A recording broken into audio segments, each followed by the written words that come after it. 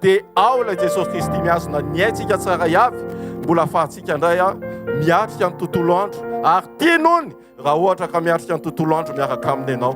Tonga eto izay mampatsiahy fa raha mbola misokatra ny masonao dia vonona hiaraka aminao sy tena tia ary te hiombona aminao Jesosy Kristy tompo, lay mpanjaka ny mpanjaka, lay velona sy lay mpamonjy atsika. Araha diny fa fandalovana ny fiainantsika eto an-tany ka mila mihevitra n'izany tsika. Akipioariny masonao dia ndaontsika hivavaka anome voninahitra an'Andriamanitra ny amin'ny fahatsarany, ny amin'ny famindram-pony, ny amin'ny fitiavany. Aza matahotra fa ninninona mety etaetanao, raha misy etaeta ao anatinao ao, ho an'izay manana an'izay etaeta izay. Raha tsy manana moa dia mino afa tafatoetra sy kelikely eny mpandrosoany fotoana eny izay etaeta ao anatinao izay dia tsy maintsy ho voavaly izay androany amin'ny anaran'i Jesosy. Misaotra an'Andriamanitra tsika raha eo amin'ny anaran'i Jesosy.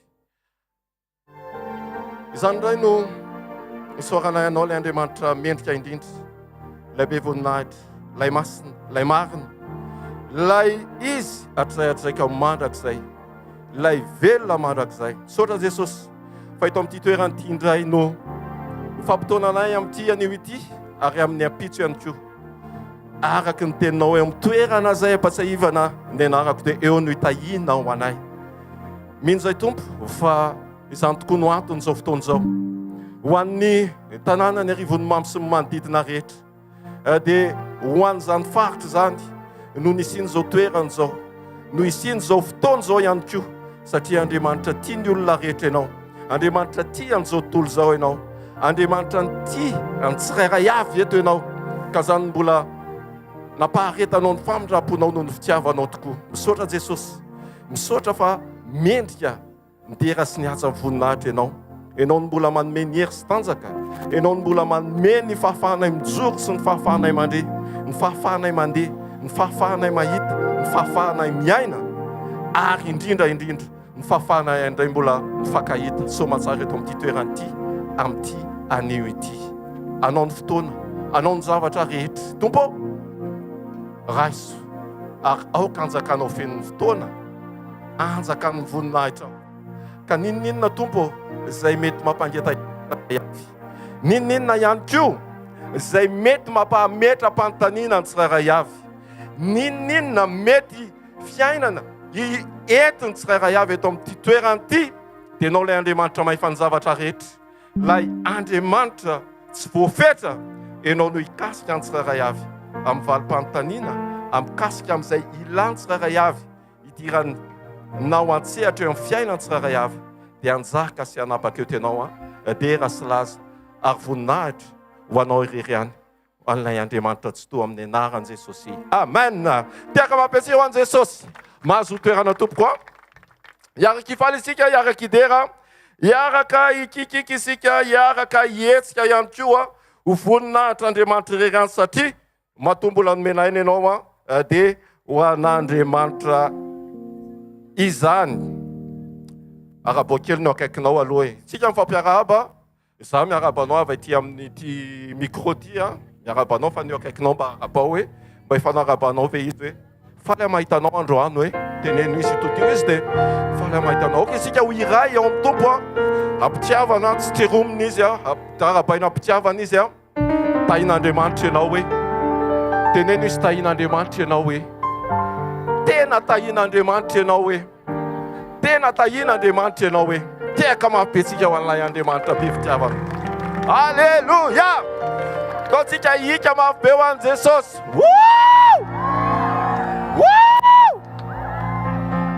Isa roa telo.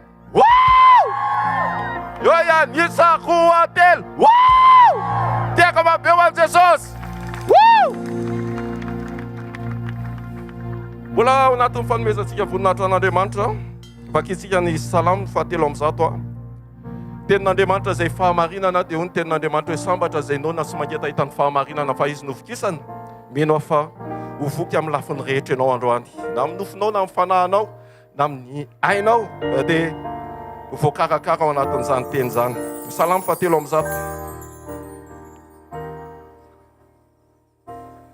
Misaorany Jehovah ary fanahiko, ary izay rehetra atao anatiko misaorany anarany masina. misaora Jehovah ary fanahiko raha izay misy adinonao ny fitahiny rehetra izay mamela ny eloko rehetra izay manasitrana ny aretinao rehetra izay manavitra ny ainao tsy hidina ny andavaka izay manarona famindra-po sy fiantrananao izay mahavoky soa ny vavanao ny fahatanyranao mody indray toy ny any voromahery Jehovah manao ny fahamarinana sy fitsarana amin'izay rehetra pahoriana efa nampahafantatra ny Mose sy ny lalakaliana izy ny zanak'Israely nampahafantariny ny asany mamindra fosy sy miatra Jehovah mahari-posy sady be famindra-po tsy mandateny mandrakariva izy na mitahiry fahatezerana mandrakizay tsy mba manao amintsika araky ny fahotantsika izy na mamaly atsika araky ny elontsika fa tahaky ny avon'ny lanitra ambony ny tany no abeny famindra-pony amin'izay matahotra azy tahaky ny alavitry ny atsinanana amin'ny andrefana no alavitry ny anesorany fahotantsika amintsika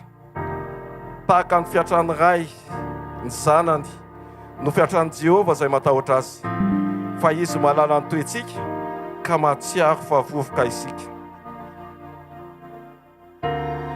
tahaka ny ahitra ny andro ny zanak'olombelona tahaka ny vonin-javatra any an-tsany famoniny satria tsy hofiny rivotra izy ka lasa ary tsy malala azy intsony ny fitoerany fa ny famindra-pony Jehovah dia hatramin'ny taloha indrindra ka ho mandrakizay amin'izay matahotra azy ary ny fahamarinany miatra amin'ny taranaka dia amin'izay mitandrina ny fanekeny sy mahatsiaro akatò ny didiny Jehovah efa nampitoetra ny seza fiandrianany any an-danitra ary ny fanjakana manapaka izao tontolo izao misaorany Jehovah ianareo anjeliny dia ianareo izay mahery indrindra sady makatò ny didiny ary miaino ny feon'ny teniny misaorany Jehovah ary miaramila rehetra dia ny mpanompony izay manao ny sitrapony misaorany Jehovah ny asany rehetra eran'ny fanjakany misaorany Jehovah ry fanahiko amen tehaka mahabetsika ho an'i Jesosy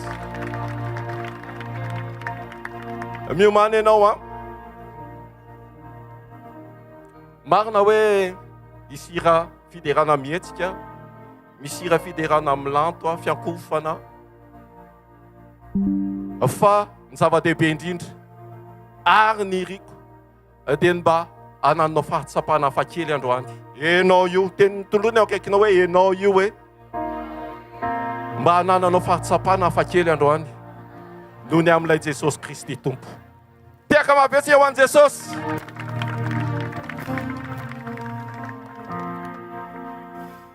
ao anatin'ny fiakofana voalohany isika dia miomana homantsika ny fo amam-panahintsika ao anatin'izany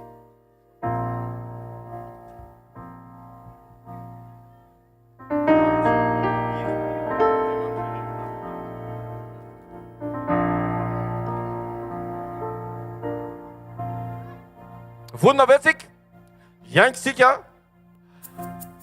dia izay ny firariko ao hoe tena tsapa zavatra ianao androany mipirofo mivangana fa velona ilay Andriamanitra izay tokontsika zay atsotsika isan'andro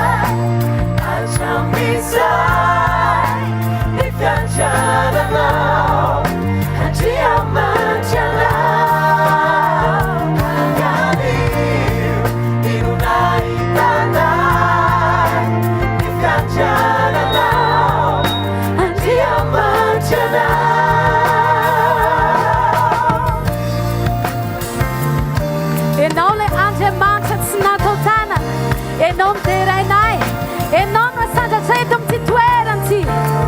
Ilay Andriamanitra ferinao, tsisy mahasandriamanitra. Nianaranao, teraina mandraky izay. Andriamanitra ianao, mendrika ny sandranao. Andriamanitra terinao no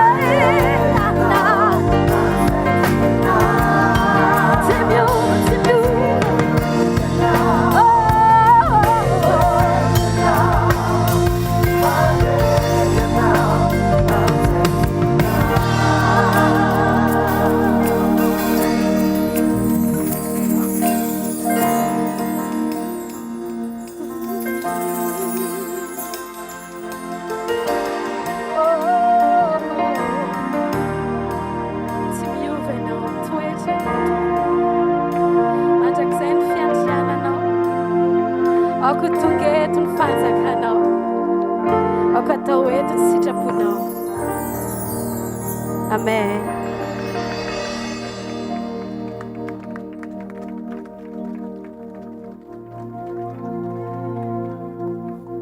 Ovetsike, ao tsara, anomboka fotoantsika vonona anao tokolasy sy tokovavy ry ava-malala rehetra ao amin'ny tompo. Misaotra an'Andriamanitra lehibe tsika fa afaka manantanteraka indray zao seminaire lehibe tanterahany eto Arivonimamo sy ny manodidin'izao. Toerana voalohany izay nanirahan'Andriamanitra ny hvkl-mission rehefa hitety an'i Madagasikara zay dia eto no nitenen'Andriamanitra voalohany. Andaontsika hitehaka mafy be ho an'i Jesosy tsy kisendrasendra zany fotoana zany. Lazao ny eo akaikinao hoe hoaninao zany hoe bakitio kely aloha izy bakitio kely izy ohatran'ny tady atoro sady izy amin'ilay ainandro. Bakitio kely izy hoanao le fotoan'androany hoe jereva ohatrany tsy mihetsika le anankiray ekitio le akaikinao koa hoanao le fotoan'androany hoe zay izahay ato amin'ny hvkl-mission dia tsy fiangonana akory fa iraka irahan'Andriamanitra. Miara-miasa amin'ny fikambanana maro samihafa, miara-miasa amin'ny fiangonana kristianina zay. Fa amin'ity fotoana ity dia irahan'Andriamanitra manokan'izay ho an'ny Arivonimamo araka ny tenin'ny tompo hoe ataovy mpianatro ny firenena rehetra. Dia arak'izany raha ny tompo anay dia tonga eto zay ho anao manokana. Tonga eto zay anampy anao hampiakatra amin'ny finoanao. Tonga eto zay amerina indray le fanantenana mety efa very. Tonga eto zay ampitraka anao ao anatin'ny ankiviana. Eto zay amondray le hafanana efa mangatsika. ilaza aminao zay fa velona ny Andriamanitra ny kristianina ary mbola velona izy mandraky ny androany ary tsy velona fotsiny izy fa misy fiatraikany eo amin'ny fiainanao ny fahavelomany. Raha faly amin'izany ianao dia mbola mite hafa-mafa an'Andriamanitra. Eto dia mamela ianareo eto am-piandohana mba hisaotra andreto mpiara-miasa izay totona fotsina andro namasaka izao seminaire izao izay tanterahany eto amin'ity toerana ity mandritra ny 2 andro. Isaorana manokana ny lehibe ny distrika sy ny be ny tanàna izay nanamora sy nanome ny fahafahana manatanteraka an'izao fotoana izao. Isaorana ihany koa ny ao amin'ny jirama izay nanome ny herinaratra sy nahafahana nampita mivantana amin'ny alalan'izao feo izao. Isaorana ihany koa ireo fikambanana maro samihafa na fiangonana izay nitrotro ambafaka izay nanampy tamin'ny lafiny maro samihafa ahafahana nanatanteraka ity fotoana ity tahin'Andriamanitra tompoko. Isaorana ianareo marobe izay nandray ny solontenan'ny hvkl-mission teny isa-tokantrano teny nandritra ny herinandro dia nisy nitetitety ny isa-tokantrano nisy nandeha teny amin'ny arabe teny nisy afisy napetaka teny nisy flyer san'zaraina dia misaotra anareo nandray an'ireny. Tena marina ozy izy ny tenin'Andriamanitra hoe tsy misy afaka manatona amin'ray raha sy tarimy fanahy. Fanahy masina no namangy anareo amin'ny alalan'ny reny fisiny reny famangina isa-tokantrano sy fanatonana anareo reny isaorana manokana nareo izay nanaiky nandray tsy nanosy-boatanana anay. Ao ianareo mpiara-manompo eto toerana sy avy lavitra tahin'Andriamanitra tompoko ary lehibe fa tsy ny kely indrindra dia misaotra antsika rehetrarehetra namaly ny antso. Za te hiteny aminao androany, tena tsy very maina ianao tonga eto. Tsy te hiteny an'ity fa teneniko ihany. Fomba fitenin'ny tanora izy fa teneniko tsy maninona. Miadalanao ny tonga eto fa tsy maintsy ho tahiny ianao miala eto. Amen. Ho an'izay resy lahatra amin'ny amen, dikany hoe amen dia ho tanteraka amiko anie izany. Tsy hoe fahazarana izany fiteny izany.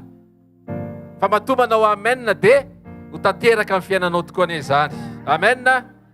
Zaridaina hono ny tiana ho tsara tsy maintsy misy sisiny ny sakafo ny tiana tsiro dia tsy maintsy misy saosiny ny teny izay ambarako ny tiana mba ho tonga any aminao dia mba tsy maintsy asiana sasiny kely. Tompoko lahy sy tompoko vavy, anomboka fotoantsika ny tena marina dia Andriamanitra mihitsy ny te hanomboka zava-baovao eo amin'ny fiainanao. Tsy haiko inona ny antony ahatongavanao eto. Tadidio sy tsarovy fa mbola tsy nisy fotoana na iray azy eo amin'ny fanatrehan'Andriamanitra tsy misy zavatra miovy zany. Ny aretina, ny olana, ny geja sy fatotra isan-karazany, ny endrika ozona rehetrarehetra, ny tsy fananananaka sy ny sisa. Afaka niova ny fiainanao androany maneke fotsiny izay lazain'Andriamanitra. Isy hira fiderana eto isy fisaorana, isy fiakofana, misy mpanakanto hoa hira eto hitarika atsika, hanainga ny fanahintsika. Isy tenin'Andriamanitra izay hozaraina koa izay ho avy eo mpanompon'Andriamanitra pasteur Rodolphe Dafiny Arivo. Isy ihany koa ny vavaka ho an'ny marary sy ho an'izay mananolana mangataka aminao haritra hatramin'ny farany fa tsy maintsy hijoro vavolombelona ianao androany. Amen. Raha sendra hitanao fa mbola tsy hitanao ilay izy androany, raha bitso mbola eto ny fotoanantsika. Amen. Tsy misy mahavita na inona na inona eto. Tsy misy mahay manao fahagagana eto. Tsy misy mahay manasitrana eto. Tokana rery ihany ny mahay manao ny zavatra rehetra. Iza le anarany? Avereno hoe iza le anarany? Jesosy. Daontsika tehaka mafy be voninahitry ny tompo. Tsy ilainy eto ny vola. Tsy ilainy eto ny toerana izay mety hametrahany fiarahamonina na mety titra entinao. Tsy ilainy eto ihany koa izay mety ho arenana fananana misy eo ampelantananao na ny tsy misy tokana ny ilaineto ary izy rery ihany ny ilaineto dia mbola mamerina hoe izy zay Jesosy Kristy avy Nazareta. Jesosy Kristy no ilainao. Raha mino anao dia afaka hitsimbatika ny tantaram-piainanao ho amin'ny fahatsarana mahatretrika maretatra amin'ny farany. Zay no ela tompoko lahy, zay no ela tompoko vavy zay no ela ry ranabavy sy rahalahy malala.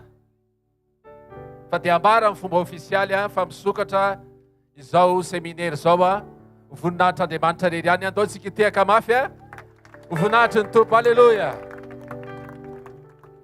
Ataovy mafimafy le tehaka ao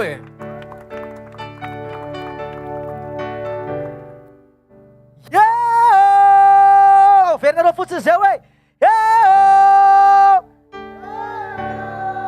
veta Arivonimamo tsisy olona tainy Jesosy daholo tompoko mba fahofainy tanàna raha misy olona eto mba hofay voatra zany tanàna akavia satria io no akaiky ny fo. Mbola misy tsy manao tava-ambony tsara ho an'Andriamanitra dia ndao agnaty voatra zao mba mijery lanitra kely ohatrany hoe manao kokoa an' Jesosy tsika. Kokoa Jesosy ao miaraka daholo isa roa telo ataontsika bisotoraka mambe ho azy isa roa telo isan'ny ty an' Jesosy. Rehefa manao an'izay dia mamaly fotsiny nareo hoe za eno tsara fotsiny ilay fanontaniana valy teny zany dia zay fotsiny. Isan'ny ty an' Jesosy, isan'ny zanaky Jesosy, isan'ny idera an' Jesosy, isan'ny kikika ho an' Jesosy. Ataovy ary manisa telo atao tsy kikika farak'izay mafy mbola tsy nisy teto Arivonimamo raikitra. Ataontsika rekatra any ameritsy atosika tsoromandidy vonina venareo. Rehefa manao anazy tsika tero kely rangalana mbola misy olona matory amin'izao andro atoandro.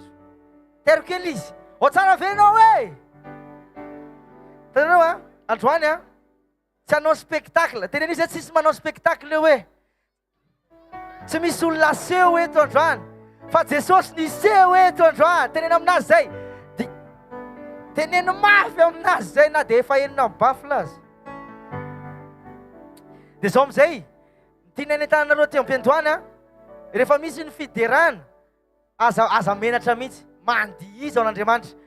Raha misy mpivady eo teneny kely mihitsy vadinao aleo lo anantrano vao mifampijery serifa aleo za hideran'i Jesosy hoe ny mpivady ye dia aza mihafahafa mihitsy. Raikitra ve Arivonimamo vonina venareo ao ary manisa telo dia mikikika farak'izay mafy tsika dia lasa arytsika miaraka amin'reto kipa mahafinaritra be avy an'Antananarivo any anao seho anankiray eto mahafinaritra be afaka mandihy miaraka amin'zareo tsika. Fa zao aloha ndao tsy kikikiky atao ambony ohatry zao tanana anankiroa dia ao anatin'le mikikika iny ahotsakotsany ohatry zao le izy miaraka amin'le kikiky. Raikitra isa roa telo aleva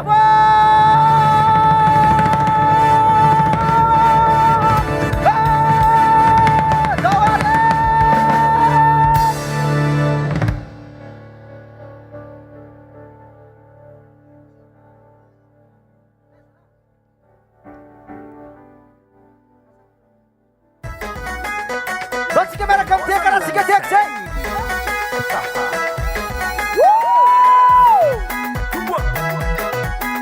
Afaka mitsangana daholo fa tsy manino zay mihitsy dahoany.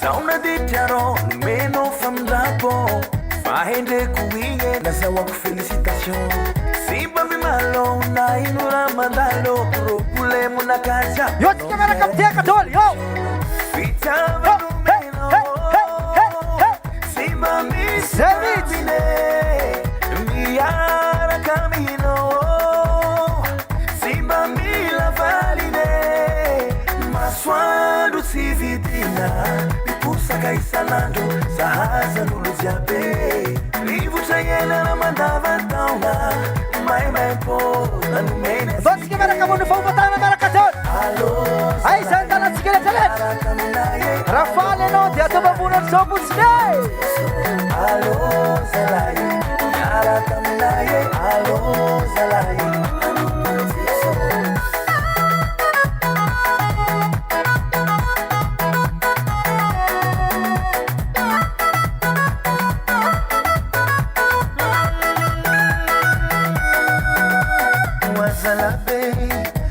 matamagna sy mety foe anompo anazy jesosy tompo fitiavana sady be famidrapo tsara fagnahy fitiavano menao tsy mba misy tambine miaraka minao tsy mba mila valine masoandro tsy vidina bosaka isanandro sa aza olo jiaby rivotra iagnana mandavatona maimaim-pony menatsike alô zanabe iaraka aminaye alô zanabe alô zanabe iaraka aminaye alô zanabe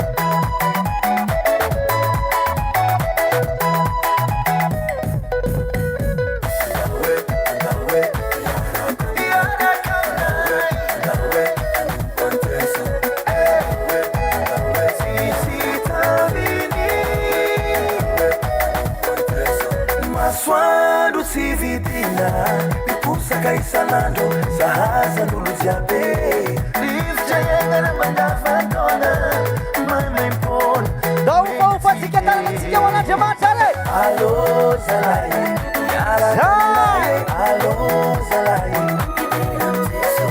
alô zanabe iaraka aminaye alô zanabe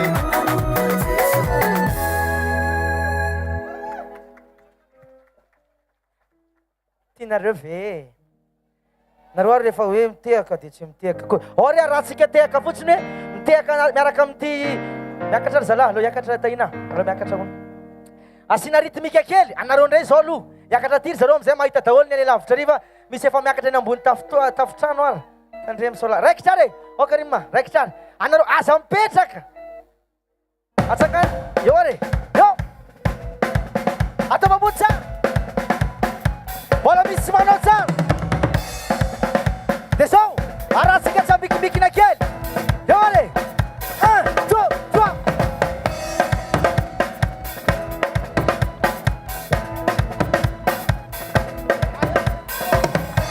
eo ary atao tsara dia zao miaraka amiko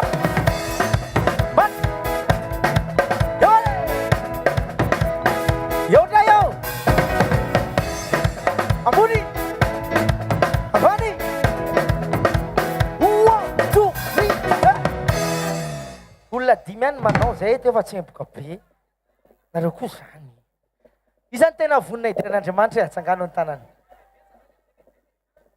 tena vonina ataontsika mafanafana kely mba misaotisaoty fotsiny Arivonimamo hoe mba jereko hoe zany Arivonimamo vonina idiran'Andriamanitra zany asa mifanosika idiran'Andriamanitra mpitiavana tsara tsika raikitra vonina venareo andramantsika kely zay 1 2 1 2 2 saoty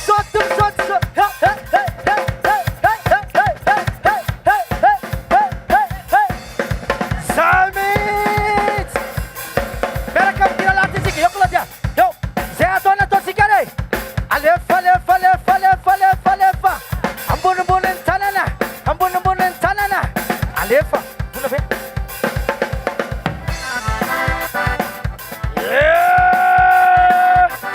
alefa alefa alefa alefa alefa ale 1 2 bam bam bam lasa aritsika eo mahita daholo amizay atsangany tanana zay mahita zao ary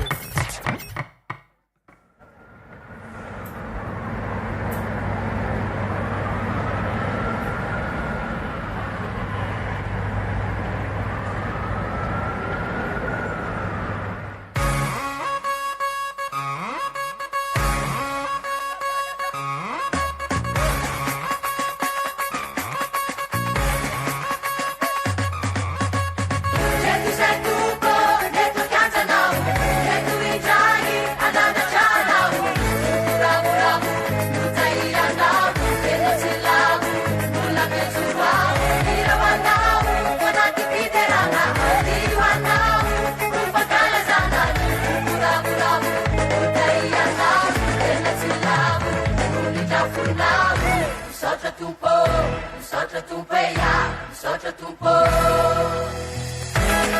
aiza le tanatsika le teo are teaka te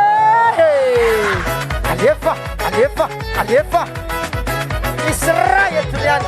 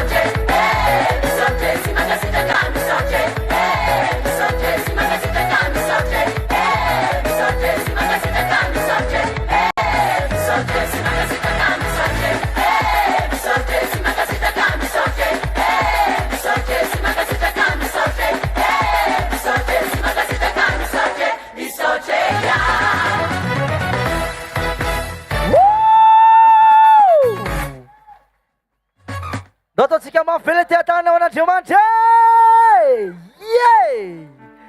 Reny diarin'ny Kristia tanora mahafinaritra be mbola misy ankizy ary teo zany hoe mampita message amintsika ankizy sady mizara amintsika hoe fa ny fahatanorana ny fahazazana ny rehetrarehetra zany ao amin'ny tompony tena amin'ilay indrindra. Dia mbola misy mpandindra eny manaraka orasitsika ary zareo ara groupe ndao ty afatsika tana mafibe voninahitra Andriamanitra rehetra zany avy tantoerana ary zareo eo. Inoko fa misy olona fantatrao hoe fa tsy antsona ny anarany tsy hoe iantsonao ny anarany fa fantatrao izy. Dia efa misy miantso sahady. Ye, avy tantoerana zareo a ireo zanatsika idiran'i Jesosy reo a raha falinareo ny amin'izareo dia ataontsika ity atanana mafonjobo are anao diry zareo anao dia ndao are DJ Bota ndao are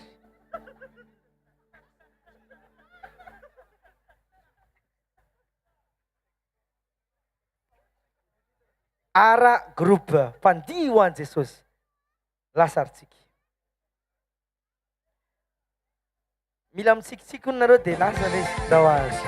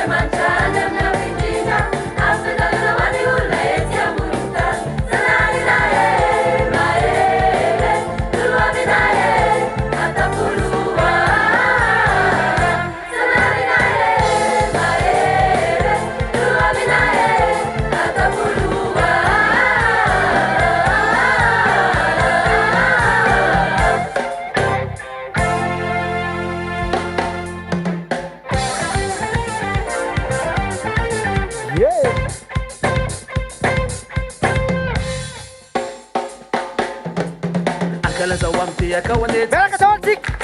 Dodo sik mereka tawon sik. Yo. Angkala zawamti akawane. Mafade. Silence. Zawamti akawane. Joyan. Angkala zawam nura kura kanete. Yole. Angkala zawam nura kura kanete so. Angkala zawam nura kura kanete Mafe. so. Angkala zawam nura kura kanete Farapar. so. Angkala zawam dia na wane. Yala mati tawole. Yo. Angkala zawam dia na wane so. Angkala zawam dia na wane so.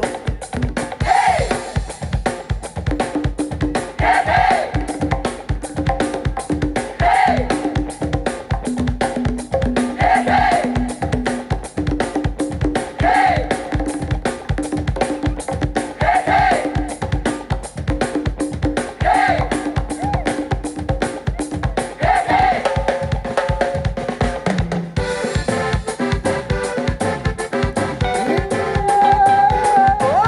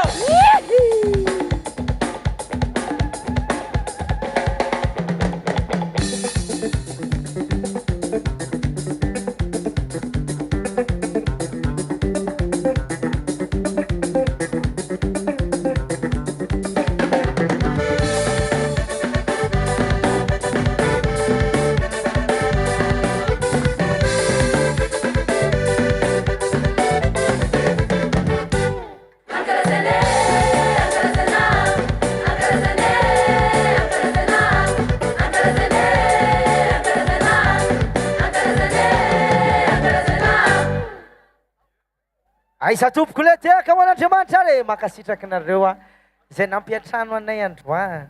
Yo, makasitraka indrindra. Iza ny vao tonga vao teo matsangano ny tanana? Ay, tonga soa tompoko. Efa tafiditra tsara ve nareo aloha e? Efa tena lasa ve izy ty sa mbola vao atomboka amizay? Zao ary atsangano tanana zay tia mamaky baiboly be indrindra atsangano ohatr'izao ny tanana. Atsangano ambony tsara mamaky baiboly ianao. Dia zao ary misy fanontaniana apetrako ty dia valio mahafinaritra be mihitsy. Ao amin'ny baiboly ao misy tantara kely zay dia misy fanontaniana ohatr'izao dia miara-mamaly daholo ny Arivonimamo. Hoy izy Jesosy tamin'ny Petera izy ty dia apetraka amin'ireo fanontaniana ary. Impirina neny ny akoho vao nandà Petera? Tena sorinareo to tsy namaly tsony nareo. Impirina neny ny akoho vao nandà Petera? Fa tsy Petera no nandà itelo vao naneny ny akoho.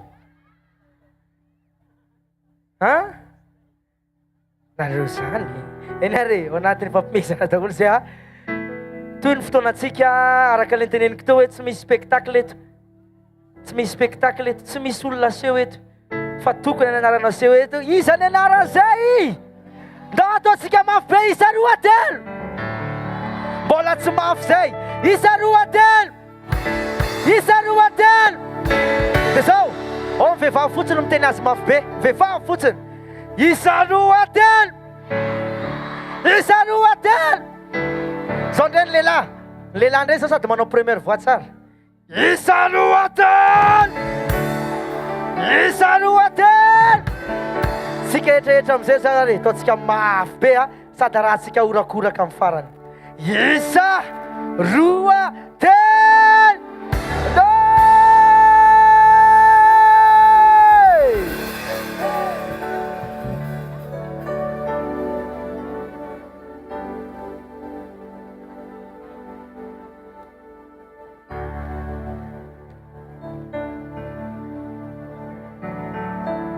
Tenin'Andriamanitra dia milaza hoe midira amin'ny vavahady amin'ny fisaorana. Ndao tsika androany fantatra hoe mety misy zavatra mety tsy dia mahafinaritra anao loatra eo amin'ny fiainanao. Fa ny tena ankasitran'Andriamanitra ho antsika dia tsika mahay misaotra amin'ny zavatra rehetra. Ndao atokantsika ty androany ty.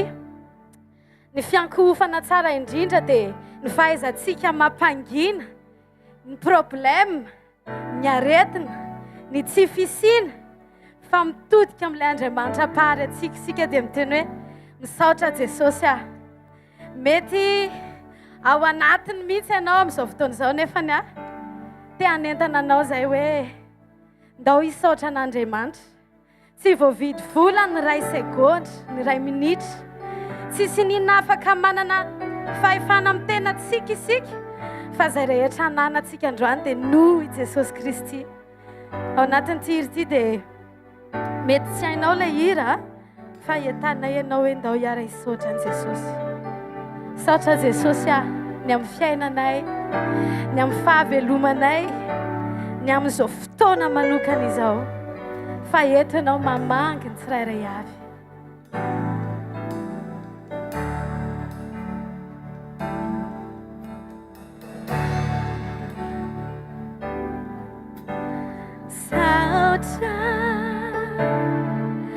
No atolotro anao, no rotombon'andromenao, ifandraisako aminao. Dera ary laza ihany koa ho anao renay tsy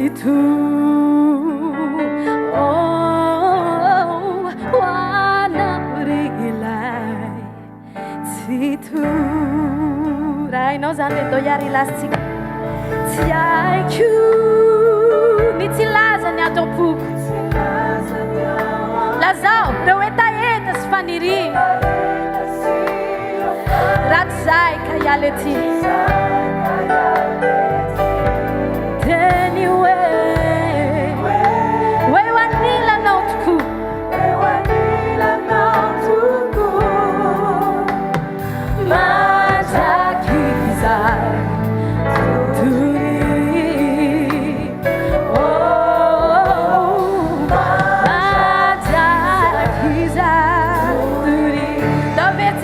misaotra natolotra anao saotra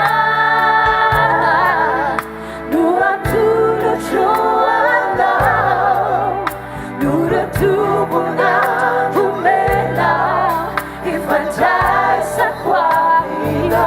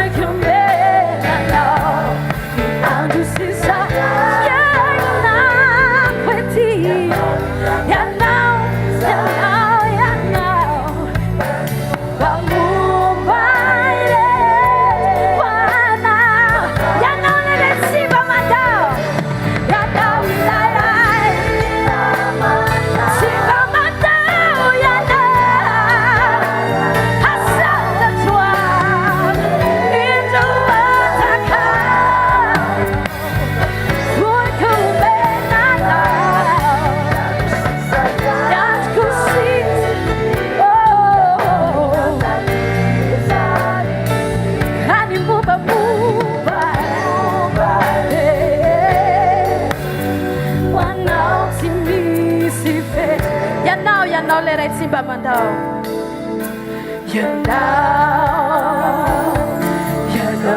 right simba mandao rasenta tim now at one mampatsiana etuntu faiz let's see andao now is let's see fuya now novina novina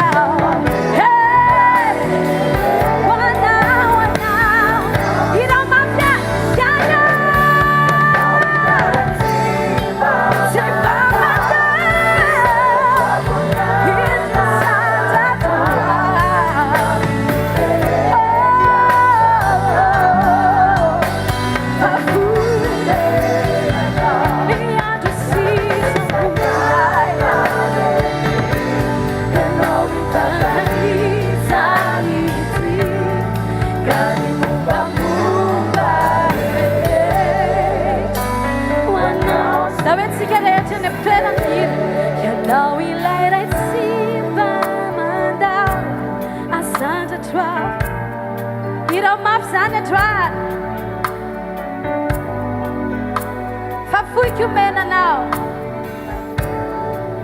La sauyan yan si sayan na kweti. Ira mafia ya non tata zanti. Kan mumba mumba iret. One out is fit. Asanta donem lantan tanano de la sauyan ya non iret si ba mandao. Asanta trov ya nada now. Nyam kure chanzakao della zao fa fui che bene now niam si sayai na kweti ina mafia ya non tanda ni zanti kani mumba mumba one out in me si fit and now we light I see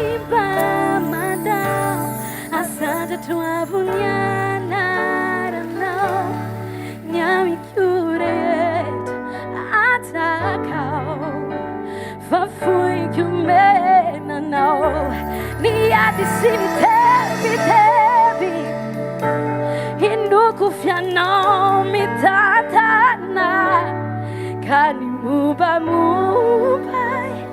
res wana to me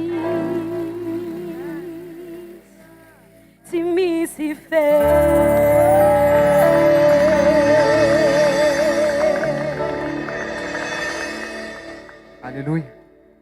Halleluja. Antsika amin'izao fotoana izao angataka ny fanamasina amin'izao fotoana izao. Tena Andriamanitra dia milaza fa Jehovah Andriamanitra, izy ilay mpamonjy mora azo amin'ny andro fahoriana.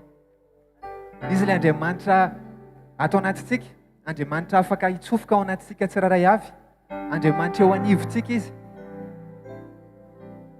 Ny fanamasina dia izy ilay fahatsarany natao an-danitra, izy ilay fahatsarany nataon'Andriamanitra tena hoe nahariana an'izao tontolo izao. Zao tsika amin'izao fotoana izao angataka ny fahafenoana, tena Andriamanitra dia miteny fa ao amin'ny Romana 8:4 hoe izay tarihan'ny fanan'Andriamanitra ny zanak'Andriamanitra. Raha ty fotoana androany ity tsy hoe nohony amin'ny anaran'ny olona, tsy nohony amin'ny interian'olona, fa nohony amin'ny fanjakan'Andriamanitra, nohony anarana anankiray dia ny anaran'i Jesosy. Zao tsika hiantso an'ilay fanahy izay mpanampy, fanahy izay akaiky indrindra, tena hoe fananamana amin'izao fotoana izao. Andao tsika hivavaka, asandratany amin'ny lanitra ny tananao, dia tena hoe fanamasinao, milanao fanamasinao, mangetahetanao fanamasinao. Aoka ianao indray no ameno amin'izao fotoana izao, ka hitobaka eto indray ny herinao, hitobaka eto ny fahafenoanao. Ianao miteny fa tsy misy fetra ny fanomezana ny fanahy, ary izay maniry, izay mangetaheta, izay mangataka tompo dia afaka omena. Androany izay dia mangataka amin'ny anaranao Jesosy. Aoka ny fananao masina no napaka feno eto amin'izao toerana izao. Tsisy fanahy hafa manjaka eto amin'ny anaran'i Jesosy, fa ny fanahinao rery ihany tompo malalo, ianao rery ihany fanamasinao no anjaka eto amin'ity toerana ity, amin'ny anara maherin' Jesosy Kristy avy Nazareta. Halleluja. Dao tsika hivavaka, dao tsika angataka, manana ianao etaetan'Andriamanitra amin'izao fotoana izao. Halleluja. Ho anao tonga soa ianao fanamasina, tonga soa ianao fanamasina eto amin'ity toerana ity. Halleluja. Ho anao.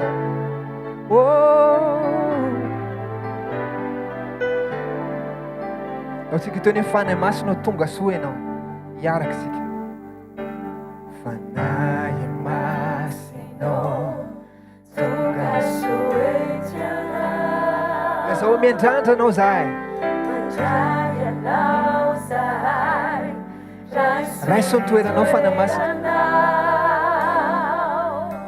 Fianao nandrandranay, milanao ny fonay, famaririna ny fanatrehanay. Azao fanahy masinao,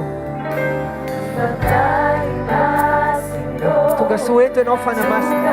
Raiso ny toeranao eto Arivonimamo, raiso ny toeranao tompo. Ianao no manapaka, ianao no mandidy, ianao fantatrefy efa eto ny fanatrehanao, satria na misy roa na telo mivory amin'ny anaranao dia efa eto ianao. Tonga soa ianao, misaotra Jesosy, misaotra fanahy masina. Mitondray ilay fiainanao, mikorina ty anatinay aty tompo. Tompo ao anatiko ao, fanahy masina mamiko. Dao tsika ilazy, avy mameno anay Jesosy, avy mameno tanteraka fahetiana. Tsy ho feno zavatra, afaty anao mitondray fiainanao, tompo ao anatiko ao. Dao tsika amin'izao fotoana izao, dao hivavaka tsika, dao tsika hiantso ny fanahy masina. Raha eo amin'ny anaran'i Jesosy Kristy avy Nazareta, miandrandra ny fananao masina izay eto amin'ity fotoana ity. Ianao no mameno anay, ianao no manapaka eto tompo malalo, hirotsaka ny fahafenoanao, mangetaheta feno anao izay ianao milaza fa sambatra izay nona sy mangetaheta ny fahamarinana, fa izy no vokisany. Afaka miandrandra fahavokisany izay, afaka miandrandra fahafapo izay amin'izay etaeta ty anatinay ity. Ianao no nandrenay fanahy masina. Halleluja. Ho anao mandrakizay zany Jesosy, ilazay amin'izao, avy mameno anay, avy mameno anay. Halleluja. Ho anao avy mameno anay, avy mameno tanteraka fahetiana.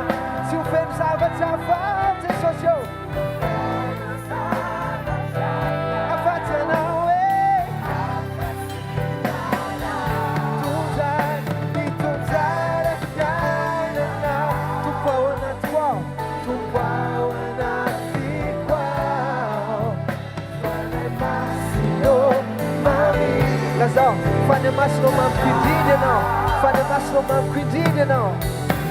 Fanay masino mamiko indrindra anao. Lazao, fanay masino amamiko indrindra ianao. Mamiko indrindra anao. Daontsika ity tananao amin'ny fanay masina. Tonga soa ianao fanay masina. Halleluja. Halleluja. Tonga soa eto ianao fanahy masina. Afaka hiteny an'izany koa ve ianao hoe tonga soa eto ianao fanahy masina. Amen. Lazao mafy amin'ny fonao rehetra izany. Tonga soa eto ianao fanahy masina. Halleluja. Misaotra Tompo eto fanatrianao tokoa.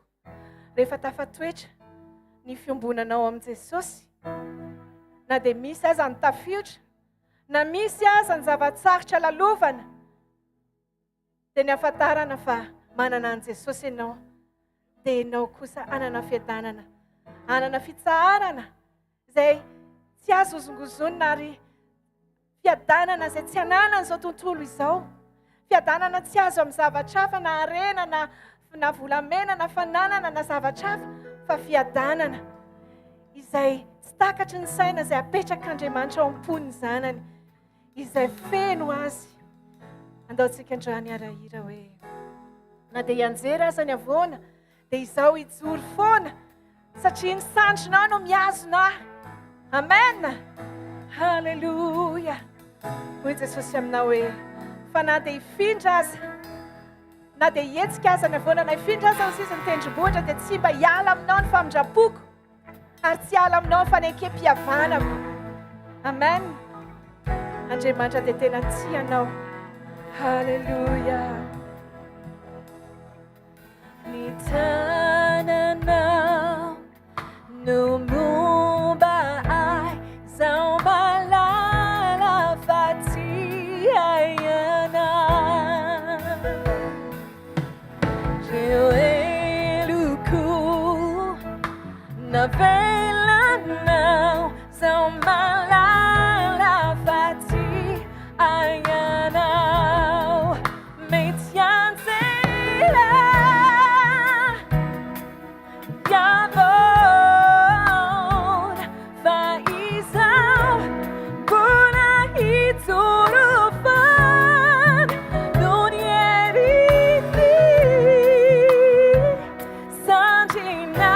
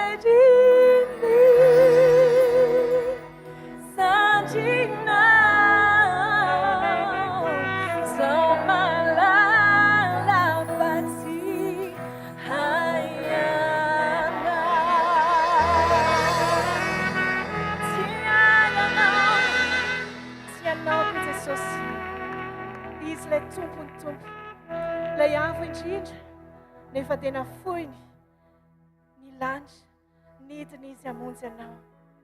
Ilay Jesosy Kristy ilay mpanjaka ny mpanjaka sy tompo ny tompo manatrika etony izy amin'izao fotoana izao. Aokan'aja azy ny fonao dia sokafy ny fonao andraisanao azy. Halleluja.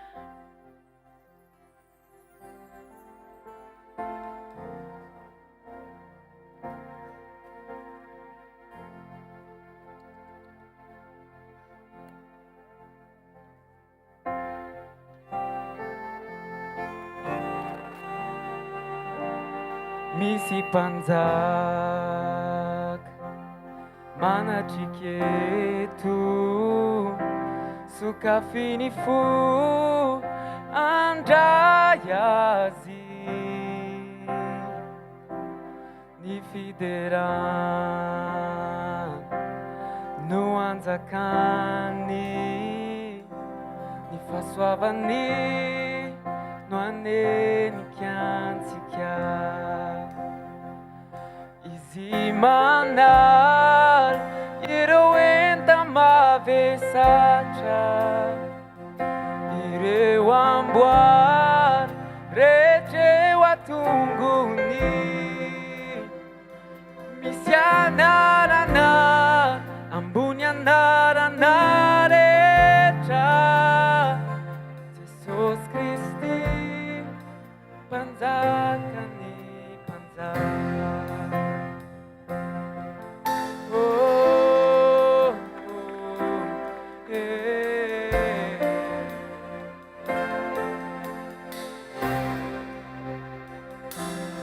Boazinha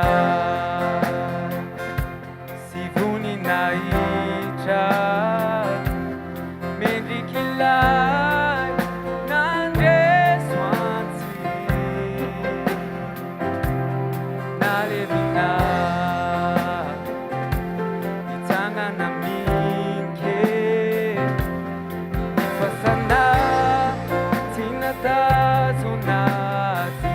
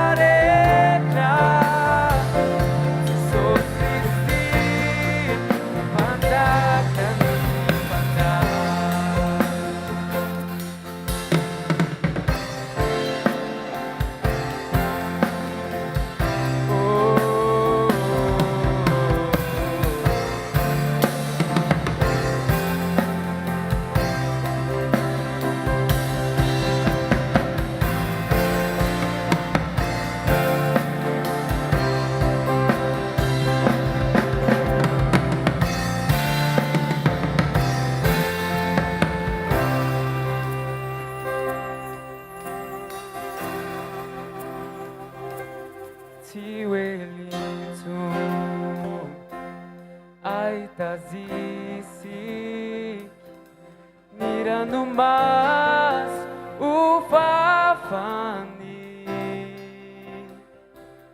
wawachanundrai utapichanyadi chiwelait nipamuntisia.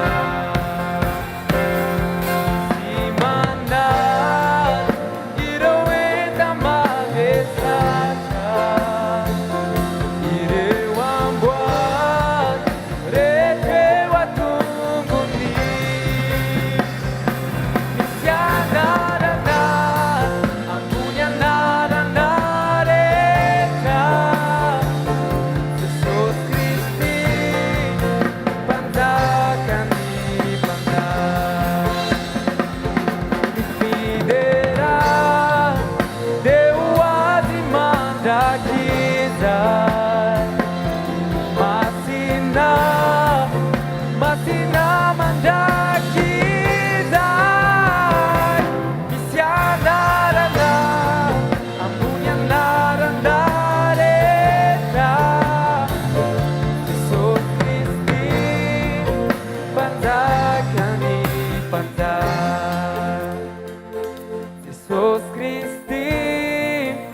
Panzakani panzak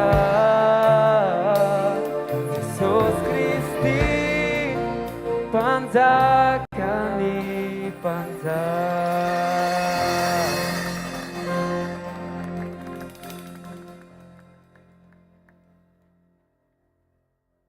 Alleluia. Eto ilay mpanjaka mpanjaka sy tompony tompo. Hozy izy aminao hoe mitady olona izy hiderana azy amin'ny fony manontolo. Hozy ny ten'Andriamanitra hoe derao amin'ny fonao rehetra, amin'ny herinao rehetra, amin'ny sainao rehetra, fa izy ilay Andriamanitra mpanjaka mpanjaka. Izy matozo amin'ny fiainanao. Tsy misy olona afaka manova amin'ny fiainanao afa-tsy Jesosy Kristy avy any Nazareta irery ihany. Ndao tsika ilaza amin'ny Jesosy androany hoe tia Jesosy vonona ny hanompo anao, atolotro anao, hiderako anao ny masoko, ny saiko, ny foko, izay rehetra momba ana Jesosy entiko hankofana eo anatrehanao mandrakizay. Amen Jesosy. Ianao matozo amin'ny fiainanay, ianao no antony havelomanay Jesosy. Alleluia. Alleluia. Ny masoko no ibanjinanao,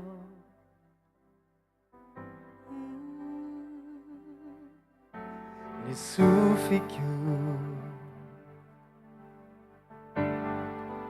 no andrenesako ireo teninao.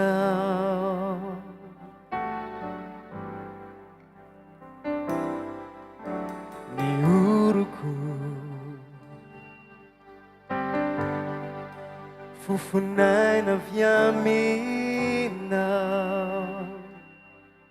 Alleluia. Ny vavako no hiderako anao.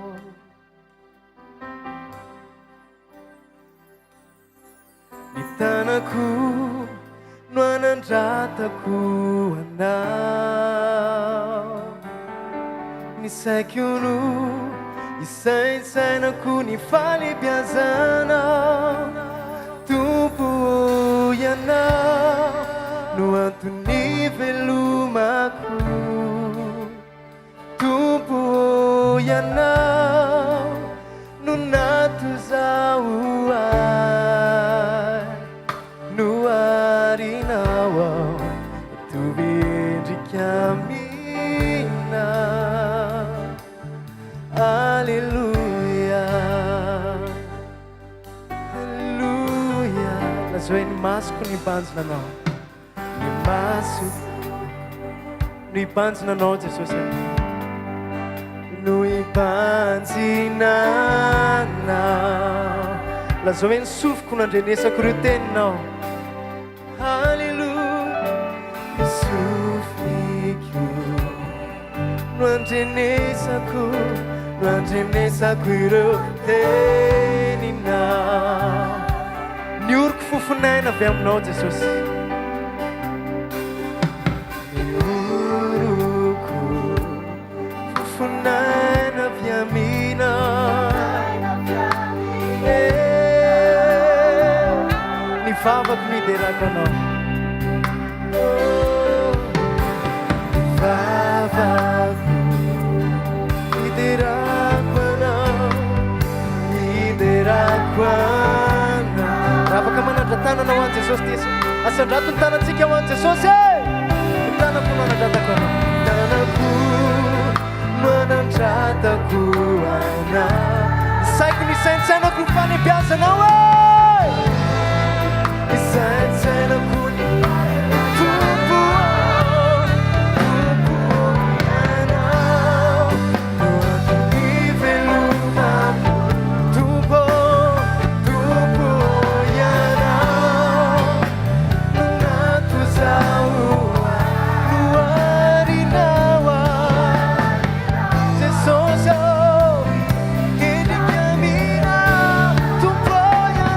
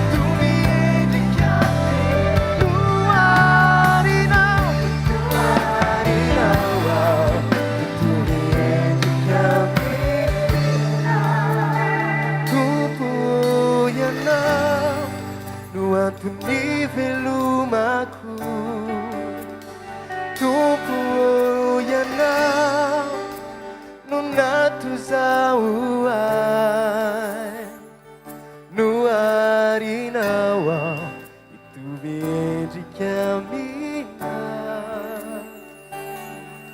aleluia.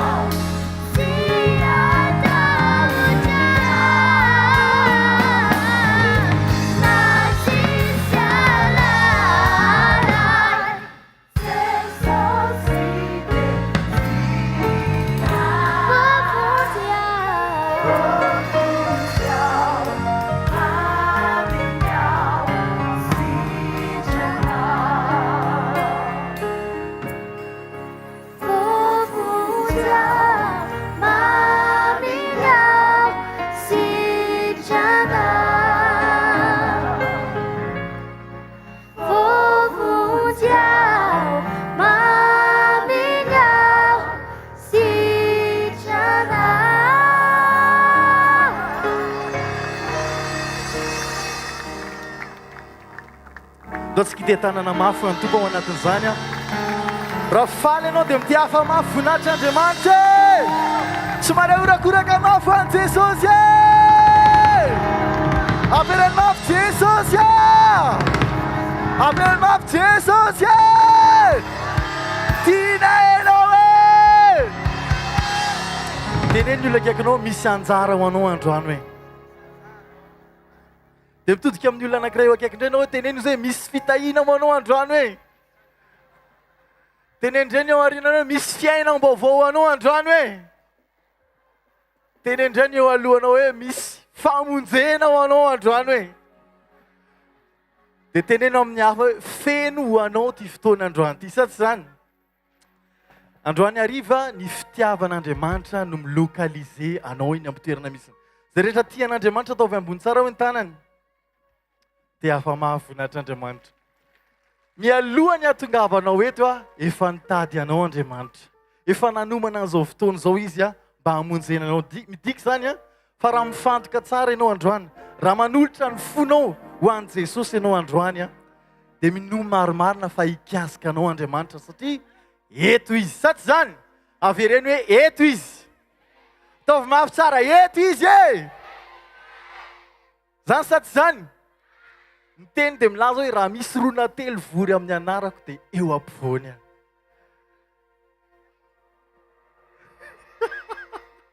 tahi Jesosy nareo tahi Jesosy androany hariva tiakanao hifantoka tsara hijery ny zavatra mitranga ty aloha misy tantaran-tsehatra ankira ho atao anambara ny fitiavan'Andriamanitra tiafa mafy a ho voninahitr'Andriamanitra marary-pity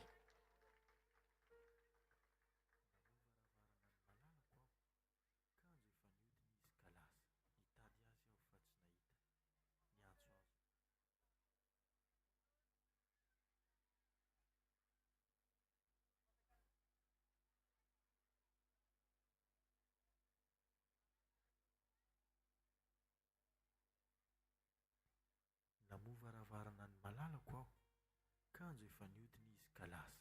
Nitady azy aho fa tsy nahita, niantso azy aho fa tsy nivaleny. Nahita ny antily izay mandehandeha eny an-tanàna, dia nikapoka ka nandratra ahy. Nimpiambina ny manda nanala ny lamba fisaronako. Raha mba hitanareo reny malalako, lazao fa marary-pity aho.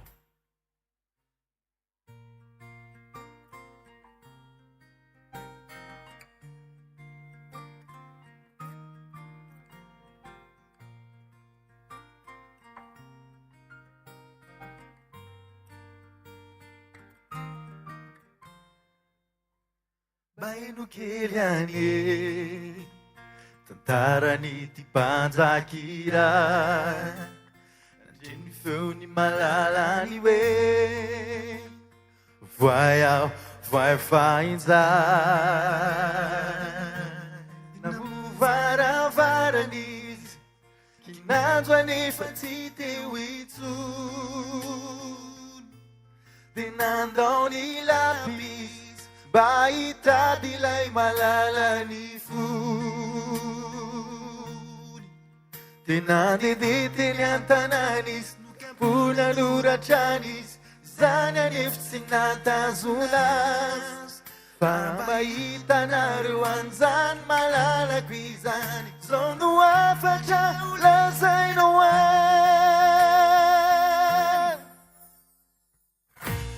lazao lazao azy fa marary-pity aminy aho lazao azy fa marary-pity aminy aho andio iany aza miany ivelany tany fa andio iany aza miany ivelany tany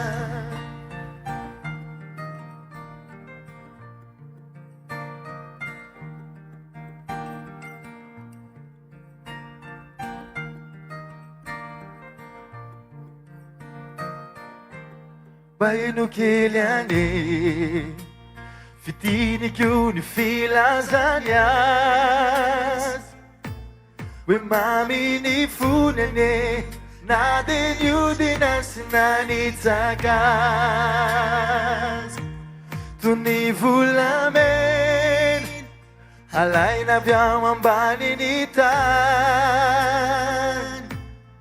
mba ho anena sarobidy amin'ny fanjakany dia nandehandeha teny an-tanàna izy nokapona noratrany izy zany anefa tsy natazona azy Faramba hitanareo an'izany malalaka izany zao no afatra lazainao any lazao ez fa marary pity aminy ao lazao ez fa marary pity aminy ao andio yan aza miandry velany tany fa andio yan aza miandry velany tany Jesús Kristi lay mpanjaka mitady anao zaho sy anao no ampakarina zany no afano anao lazoas fa marary pity aminy ao lazoas fa marary pity aminy ao andio yan aza miandry velany tany fa andio yan amarary pity aminy ao tianao Jesosy e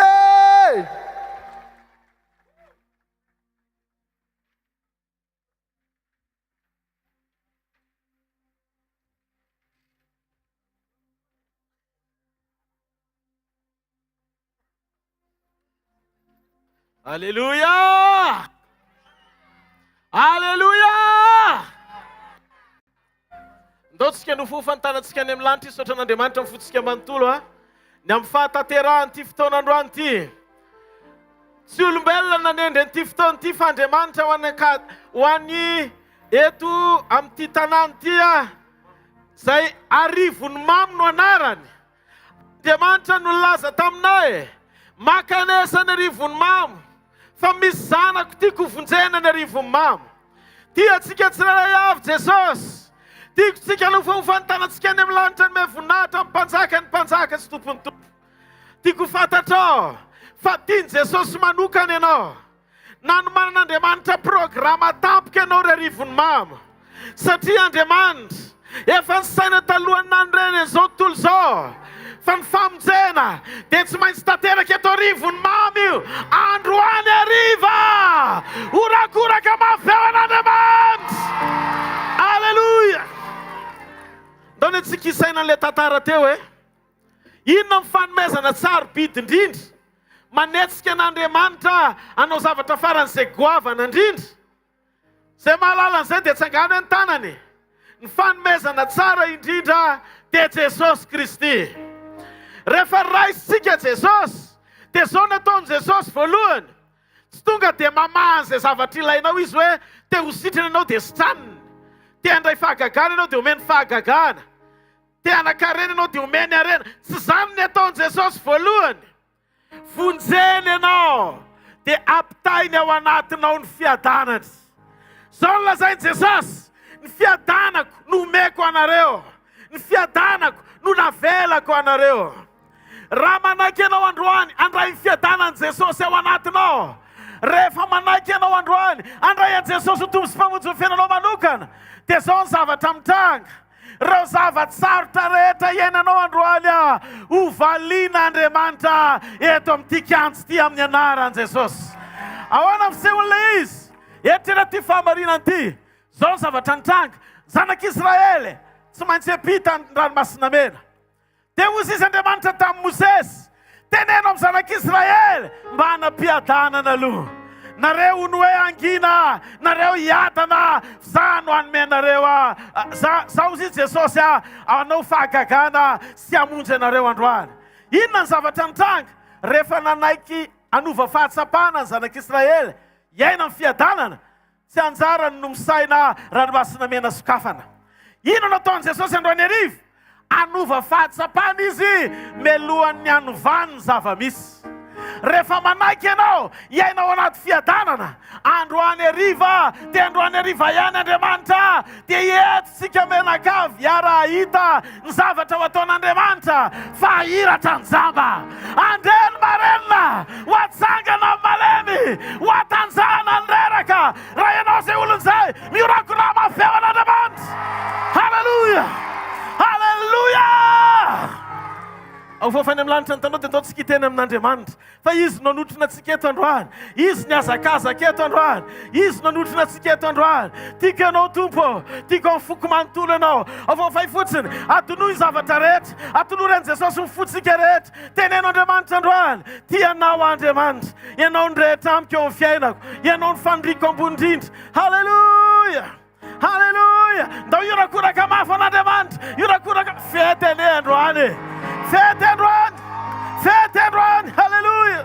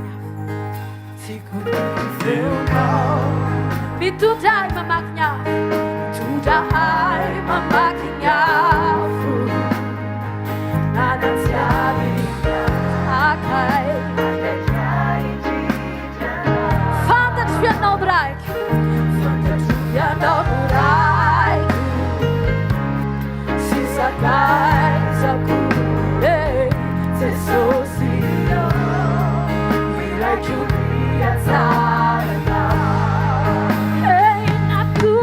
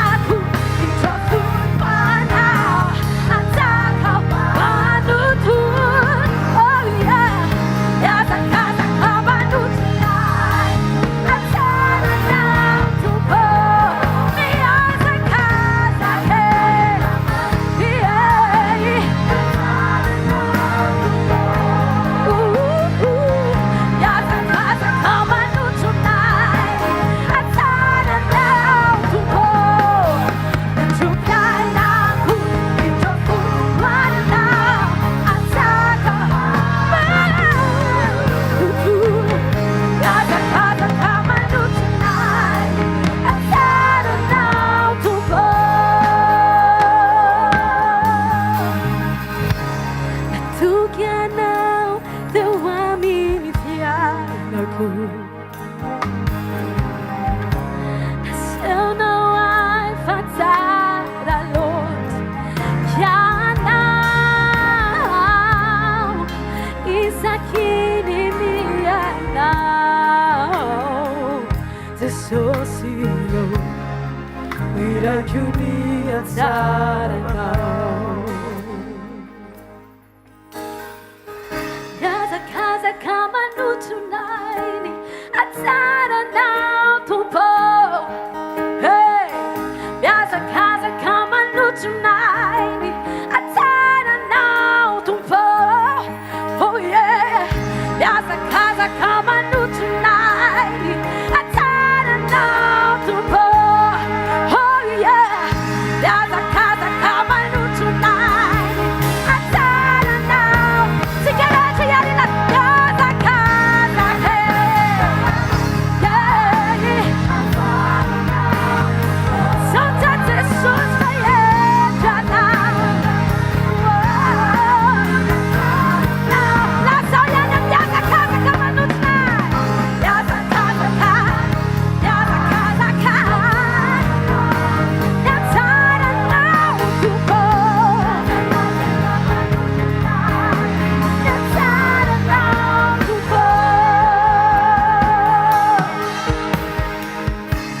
Tufony anao nandritry ny fiainako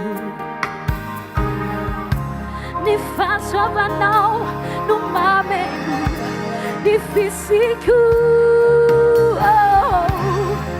Nino-ninonako olalovako Jesosy Wirako ny atsarana Natoky anao Natoky anao tao amin'ny fiainako Naseonao ay fa tsara loatra ianao Naseonao ay fa tsara loatra Ianao Isaky ny miaina Hey!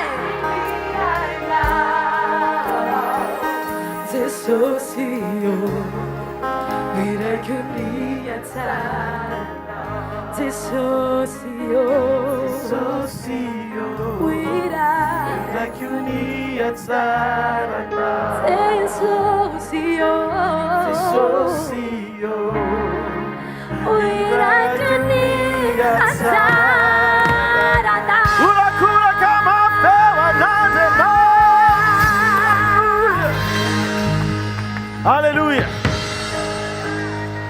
Zao amiangavy anao Ien teny fahamarinana ao anatina fotoana foy Tadidio fa ny zavatra rehetra zay hitranga eto so ataon'Andriamanitra eto dia tsy avy amin'olombelona fa izy Andriamanitra manatanteraka sy manendry zay tiany ary natateraka an'izay tiany atao eto androany na ho an'izy fa ty misy karazam-pahasambarana anankiray tiako fantatra ao androany sambatra ianao io ranona sy mangetaeta ny fahamarinan'Andriamanitra fa ianao zany nandrahan'Andriamanitra na eto satria ianao ilay tsy maintsy vokisan'Andriamanitra mialoha amin'ny faharavanty fivorian'ity Andriamanitra zany androany amoko zavatsoa ho an'ilay zanany mangetaeta zay tonga eto raha ianao zay olon'izay nte hafa mafeo an'Andriamanitra Halleluja mazoto toerana ary anomboka isika Timoty faharoa toko fahatelo manomboka amin'ny andininy voalohany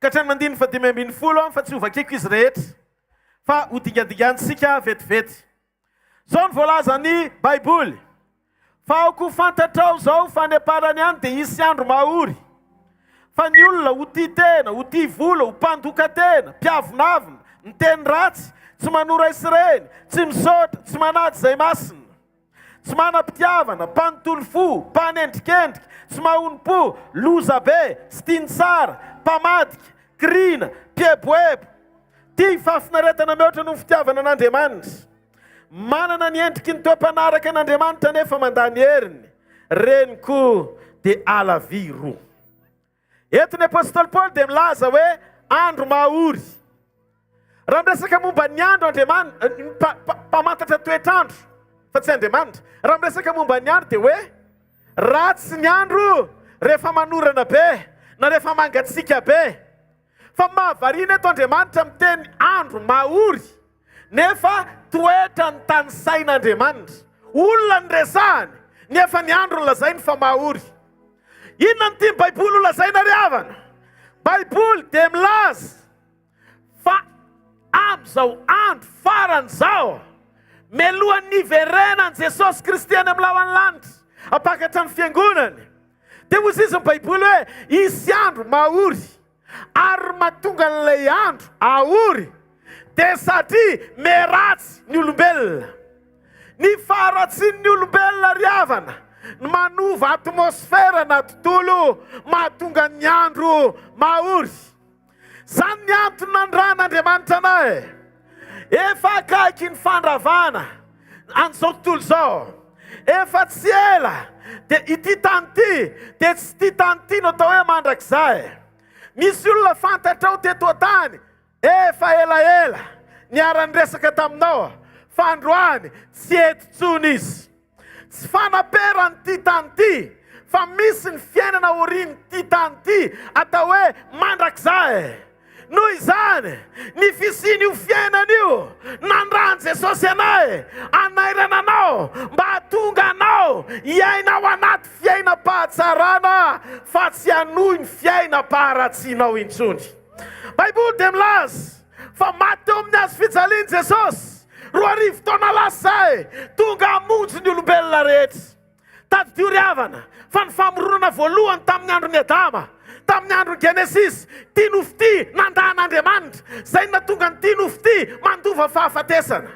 Ary rehefa mandova fahafatesana ty nofo ty dia tsy tafiditsy ny lanitra ty vatanao ty. Zay no mahatonga ny vovoka miverina vovoka indray rehefa niodina tsy nakatoan'Andriamanitra. Betsaka ny planina tiany Satana atao amiliviliana ny sainao tsy eritreritra ny mandrakizay ianao. Te hiteny aminao fa ny olombelona tsy mitovy amin'ny biby, fa ny fiainan'ny olombelona mbola mitohy aoriana ny fahafatesana satria endrik'Andriamanitra namoronana ianao. Tonga Jesosy naniraka anay ilaza aminao an'ity fahamarinana ity. Raha meratsy ty zao tontolo zao ty dia tian'Andriamanitra havana ny zanany. Ahoana ny fomba hanavan'Andriamanitra ny zanany? Na misy fahoriana reto ambony tany dia nioman Jesosy hiverina apakatra an'izay olona mino azy dia izay mino ny anarany sy manao izay akasitrahany. Ary amin'ny fotoana hiverenana dia voalaza ny Baiboly amin'ny bokin'ny Tesalonianina fa haneno ny trompeta ary izay maty eo amin'ny tompo no hitsangana ary izay velona ao amin'ny tompo no hovana endrika indray mpimaso hitafony tsy fahalovana mandrakizay. Ry havana, te hanaitra anao tsy fanaperana ny tany. Aza mamikitra ny fonao eto amin'ity tontolo mandalo ty. Sokafo ny masom-pananao hibanjina ny mandrakizay anao. Efa akaiky ny fotoana fitaom-pijinjan'Andriamanitra ny fiangonana. Efa tanteraka ny Matthieu 24 ny 9:20 meory ny tany, merava ny zavatra rehetra misy eto amin'ity tany ity. Meratsy ny olona mandihy tontolony manomboka tafiditra ny fiainan'ny olona, ny fiainana tsy manam-panahy fa fiainana ampidianan'ny Satanasy hitovy amin'ny biby. Jereo mifamototra mangala-padin'olona manao ohatra amin'ny fiainana biby nefa olombelona no famandra mitovy amin'ny endrik'Andriamanitra. Te hampitodika anao ny amin'ny sitrapon'Andriamanitra mba tonga anao isan'ny olom-bo fidy n'Andriamanitra ho apakarina amin'ny fotoam-pijinjan'Andriamanitra. Zao ny fisehoan'ilay izy. Ozy izy Jesosy satria mafy ny fahoriana eto ambony tany. Izy reto mandringana ny razambenao 2 volana lasa 2 taona lasa mbola tsy mahafantatra akory zany cache-bouche zany. Fa rehefa tonga ny coronavirus maneran-tany lasa lamody ny cache-bouche satria sao mamindra ny virus. Dikan'izay raha tany elotsy nisy an'izany efa tanteraka Matthieu 7:20, efa tanteraka le reto mandringana maneran-tany, efa manao fanambaran'Andriamanitra, fanambaram-panairam-piomanana fa tsy fanaperana ny tany. Mikaikaiky ny olombelona rehefa manomboka voakitika ny ainy. Maro ny olona variana tsy te hienjo zavatra toriko zao amin'ny fotoana mbola mapety ny zavatra rehetra. Matanjaka ianao, miditra tsara ny vola, mandeha tsara ny fiainana. Izy anao tiany voalohany Andriamanitra. nefa riavana tadidio. Andriamanitra miazona fofinainao ambavoronao. Andriamanitra mbola mampijoro anao matanjaka afaka tonga eto androany. Betsaka ny teo amin'ny toeranao fa tsy eto an-tany intsony izy. Fa maninona ianao mandeha zao afatra zao?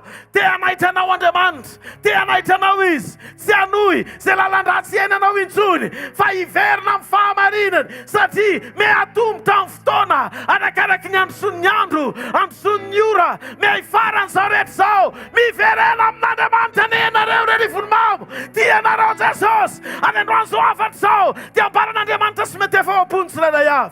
Tia ny tomposika androany anavao ny fanoloran-tenantsika ho an'izay efa ao ambala miorena tsara, ho an'izay mbola nivelany midira ao ambala. Jesosy naniraka anay anambarany herin'ny azo fijaliana ary zay nozaraiko aminao androany. Ahoana ny fiseho an'izany tonga Jesosy 2 taona lasa zanak'Andriamanitra tao amin'ny lampany feno voninahitra. Fa zao nidiny izy tonga naka niendriky ny olona, nikapohana teo amin'ny toeranao, maty noho ny fahadisoanao, nalevina nefa tsy tokony ho faty fa zanak'Andriamanitra. Sady tsy nahalala otany tsy nanota nefa natao isan'ny ota mba hahatonga anao fahamarinan'Andriamanitra ao aminy. Tianao Jesosy, zany mahatonga azy tsy manisa eloka, tsy ny eloka nataonao akory ny ratsy indrindra. Nanao ratsy noho ianao zahay, ary raha misy ny lohan'ny mpanota zay ny lohany talohanao. Fa rehefa nahiona tamin'i Jesosy zahay tena tsapa fitiavana mihoatra. Zany fitiavana zany natonga anay nananatoka mijoro sa manambarana izy anaizy amin'ny fotoana rehetra. Fa zao Jesosy Kristy lalana sy fahamarinana ary fiainana, tsy misy makao amin'ny raha afa-tsy amin'ny alalany. Tehiteny izy ny amin'ny azo fijaliana. Ao boky ny Marka 5:10, ny 7:30 ka hatramin'ny 7:70. Dia niantso tamin'ny feo mahery nikiky Jesosy rehefa mifantsina teo amin'ny azo fijaliana izy. Niantso izy hoe raio, nahoana ny mahafoy ahy ianao? Tamin'ny faharoa izy dia niantso taoriany zahay dia niala ny fofinainy. Tao anaty fangirifiriny Jesosy kanefa tao anatin'izany izy dia mbola niantso an'Andriamanitra. Teo amin'ny azo fijaliana dia manome lesona antsika.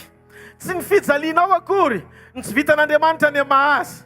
Tsy ny olanao akory no mafy be ka tsy vitan'Andriamanitra ny mahan'io, na ny aretinao faratapony indrindra ka tsy hain'Andriamanitra manasitra anazy. Fa zao tsy avelany devoly anam-potoana ianao hikikana iantsonan'Andriamanitra. Fa za te hiteny aminao, raha isan'ny olona isafidy ianao ny hivavaka manomboka androany, te hiteny aminao fa raha Kristy teo amin'ny azo fijaliana azy novalian'Andriamanitra tamin'ny fitsanganany, ianao koa androany arivo raha iara hivavaka tsika amin'ny takarivo ty, tsisy miala main'izany eto fa mody miaraka amin'ny anjaranao koa ianao. Somary teka ao an'Andriamanitra. Mampianatra tsika hivavaka ny azo fijaliana satria teo Jesosy mbola niantso ny ray sy ny valiany Jesosy. Ninona olana eo amin'ny fiainana misy ianao dia tsy mahazo mijanona zany rehefa hiresaka sy antso an'Andriamanitra marina ianao. Ao Marka 5:7-7 dia ozy izy ary niantso izy ozy izy fa tsisy nahalala zay feony natsony teo amin'ilay toerana. Niantso ny ray izy talohany ny elany aina. Misy fotoana ianao rehefa mafy niady dia mila ianao rery miantso tsy misy mahalala afa-tsy ianao sy Andriamanitra rery. Zay leo amin'ilay toerana manginy antsonao ny anarany, ahafahan'Andriamanitra mitodika sy mijery ianao. Hivavaka androany fa ao anatin'ny antso zay tsontsika n'Andriamanitra amin'ity takarivo ty, iainao antsika eto amin'ity toerana ty izy ary amaly antsika amin'ny fomba mahagaga. Fa zao ny lazainy, antsoa dia ho valika ianao ary anehoky zava-mahagaga zay tsy takatry ny sainao. Raitsika kely Marka 5:5, ny 5:20, ny 7:30. Rehefa hita dia vakitsika amin'ny anaran'i Jesosy. Marka 5:5, ny 7:30. Ovakiko amin'ny anaran'i Jesosy. Ary noho tamin'ny ora fahaenina dia tonga maizina ny tany rehetra ka nahatra tamin'ny ora fahasivy zany. Ary tamin'ny ora fahasivy Jesosy niantso tamin'ny feo mahery ka nanao hoe Eloi, Eloi lama sabachthani, zany hoe raha diky Andriamanitro nahoana ny mahafoy ahy ianao.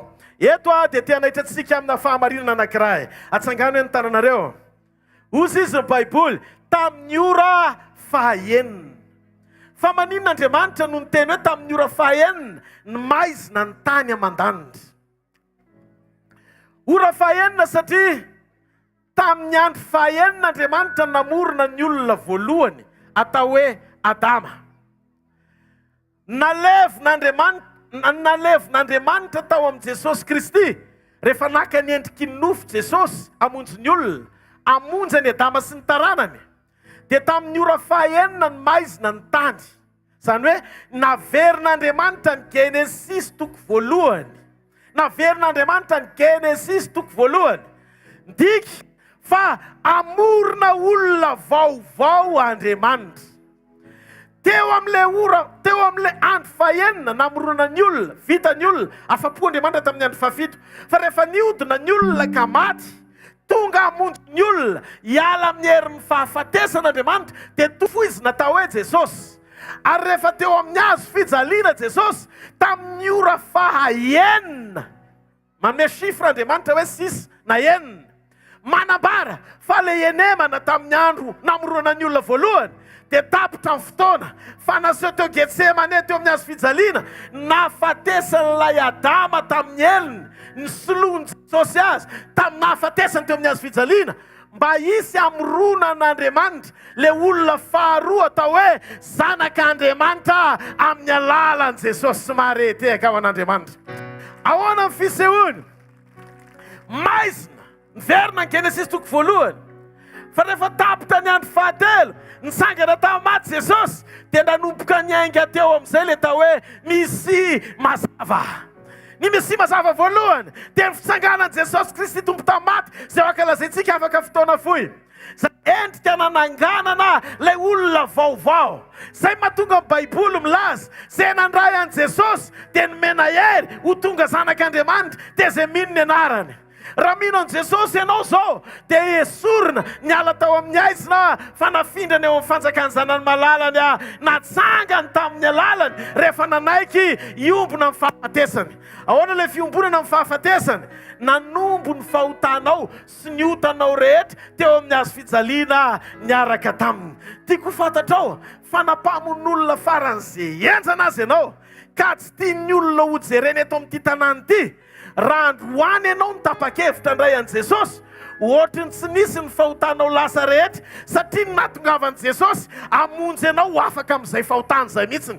Donc tsy problema mpahotana ny olana, fa raha ota azon'Andriamanitra vela.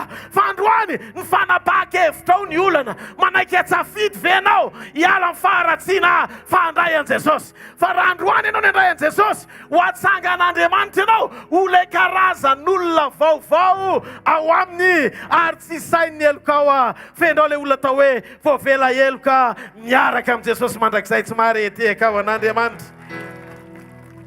Maty tao amin'ny aizina Jesosy, maty tao amin'ny aizina izy. Zany hoe ny aizina izay tandindony faratsiany izao tontolo izao, fiainana tsy misy endrika sady foana. Fa rehefa maty izy ka nombona nanolotra ny aina, dia izao ny voalaza amin'ny Baiboly, tsy fantatry ny mpanjaka an'izao tontolo izao sy ny andrinan'izao tontolo izao, fa ny erreur nataon'ny devoly faran'izay ratsy indrindra dia nanomboany an'i Jesosy teo amin'ny hazo fijaliana.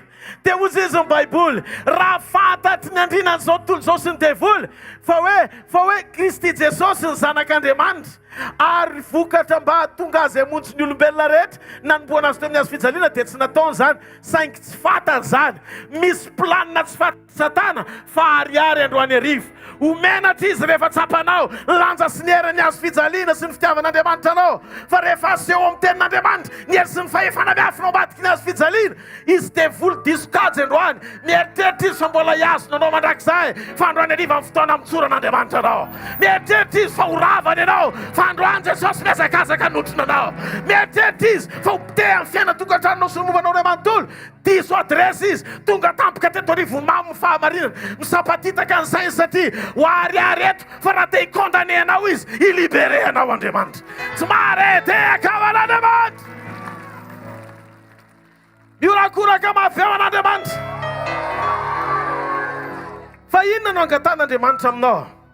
Teo amin'ny hazo fijaliana dia nisy resadresaka. Misy jiolahy teo amin'ny ankavia, dia misy jiolahy teo amin'ny ankavanana. Le jiolahy teo amin'ny ankavian'i Jesosy niteny hoe, raha zanak'Andriamanitra marina ianao dia ataovy ny afaka anay eto amin'ity toerana ity, dia avonjeo koa zahay dia avonjeo ny tenanao.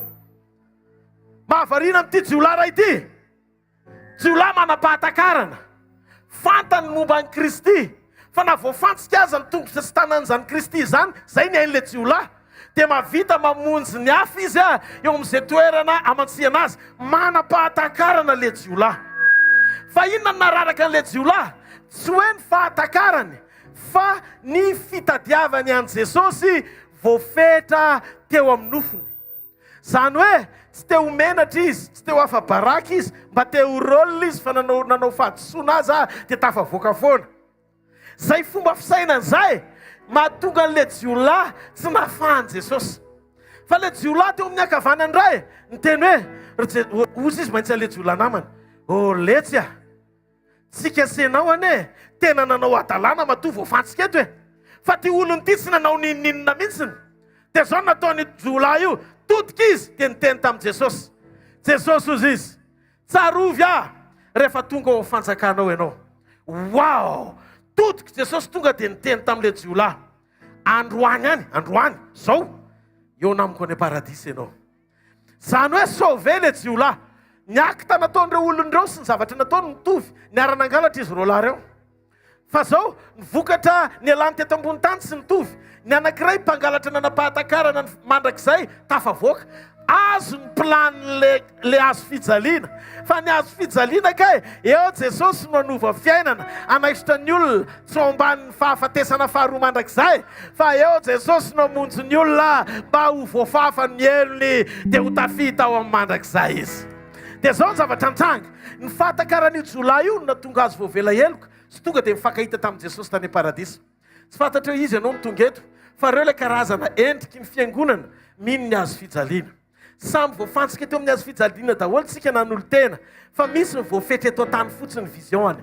Hoe ny ilako an Jesosy dia zao mba hanakarena fa mahay manam-panakarena tsy karazanak'Andriamanitra marina ianao, ataovy mitombo ny kitapom-bolako, ataovy mavokatra be ny ao an-tranoko, ataovy salama tsara izay menakavy, milamina fotsiny izay mivady, hatreo ihany.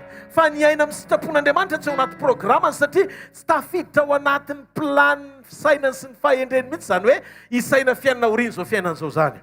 Te hiteny aminao androany, ny rano zay hiteny an'izao teny zao aminao. Ny fitiavan'i Jesosy ianao dia fitiavana mandrakizay. Ny herin'ny azo fijaliana dia hery anankiray afaka hanovany faratsianao rehetra sy hamafan'izany, satria efa nomboana teo amin'ny azo fijaliany Kristy mba famonjena ho antsika rehetrarehetra. Ny tanjon'ny filazantsara tsy ny atonga anao ilaminy eto an-tany sy galabina tsisy Andriamanitra, fa ny atonga anao anapahatsapana fa raha hiala eto an-tany ianao ho aiza. 70 taona 80 taona amin'ny fiainany zanak'olombelona rabe indrindra. Ary Jesosy Kristy dia efa nilaza fa miazakazaka ny fotoana dia eritrereto ho an'ny olo mifidy izay mitandrina sy miaritra. Matoa Jesosy miteny hoe miambena, miareta. Disdikany, ny dikany dia tsotra, mafy ny fampahoriana ary manahy Andriamanitra sao miova sy mivadika aminy hatramin'ny olona izay nifidiny. Satria Andriamanitra dia nilaza betsaka maro ny nantsona fa vitsy ny fidina. Ary misy ese hiditra ny vavahady eto ianareo fa vitsy ny horaisina. Satria maro amin'ny olona lasa manao ny fanaon'ny olona fa tsy miaino ny sitrapon'Andriamanitra intsony. Ary ohatr'izao mihitsy tamin'ny andron'ny Noa, nitondra fandringanana tamin'ny andron'ny Noa ka tonga ny safodrano satria mafy ny fon'ny olona, tsy mety mandray ny tenim-pahamarinana ny olona. Fa androany ariavana teteny aminareo, ny rano zay anambaran'izao afatra zao aminareo. Aoko tsika rehetra anana fiainana miova, mahatonga ny atmosfera mbola meratsy firenetsika azy. Tsy hoe ny mpitondra ny tsy mainy ataony, na ny mpanohatra ny tena tokony hotoanana, na olona iza ny tena tokony atao inona. Tsy izay ny problème. Fa raha ny oloko izay natsoina amin'ny anarako no avy anety tena hivavaka hiala amin'ny ratsy fanaony, hitady ny tavako, dia zao no lazain'Andriamanitra, amela ny elony dia anasitrana ny taniny. Fa maninona ny sitrana mihitsy Madagasikara, satria na mpitondra fivavahana aza mifanenjika, mpitondra fivavahana mifampiteny ratsy, mpitondra fivavahana tsy tena miverina amin'Andriamanitra, ary ny fiangonana sy ny olona mahalala an'Andriamanitra koa mijoro ihany fa tsy ao amin'ny sitrapon'Andriamanitra. Madagasikara, miverena amin'ny Jesosy ianao. Miverena amin'ny Jesosy.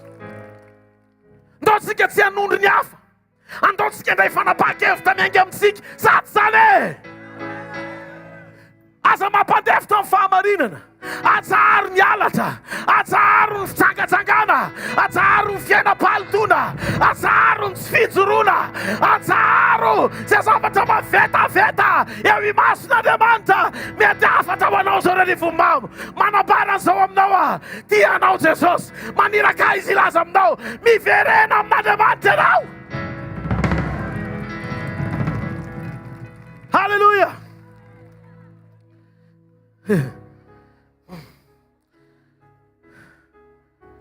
Misy jiolahy izy fa manapahatakarana.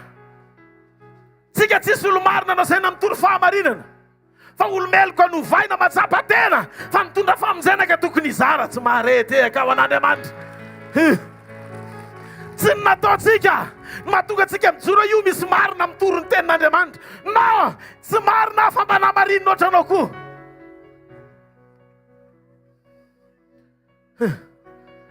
Fa ny fahatakarana jiolahy natonga azy ny tena. Sarovy a Jesosy io. Rehefa tonga ao amin'ny fanjakanao ianao. Androany arivo, mino fa fotoana ho anao androany. Mampianatra antsika ny azo fijaliana. Ifankahita amin'ilay tokana eo amin'ny azo fijaliana. Mato antsika 2 arivo taona lasa.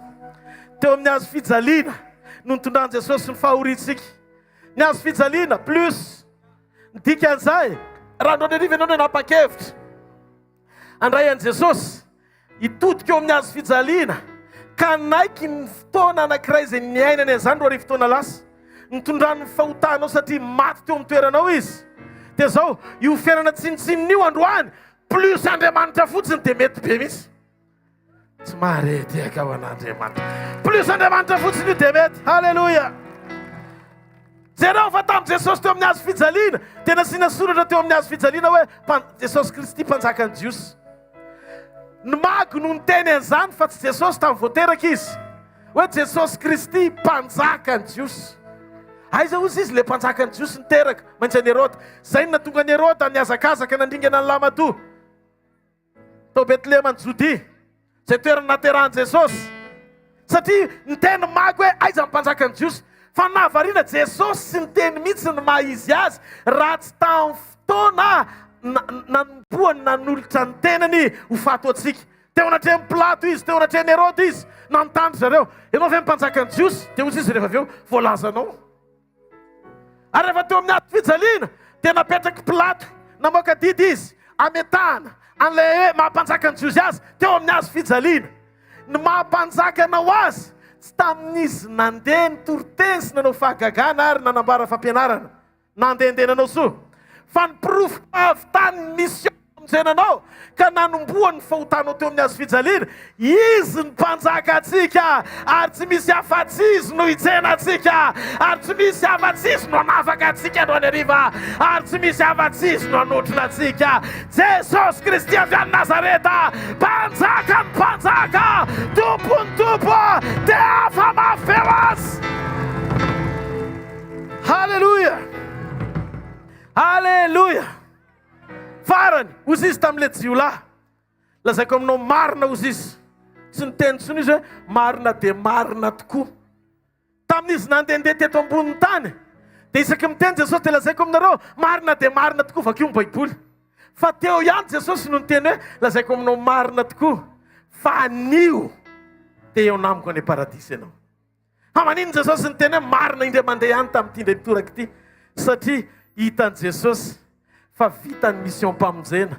Noho izany tsy mila marinina, tsy mila mafisina intsony le fahamarinana fa efa tanteraka le izy. Koa satria tanteraka le fahamarinana androany arivo ho an'izay rehetra mangetaeta ka tena mifono manontolo andray an' Jesosy.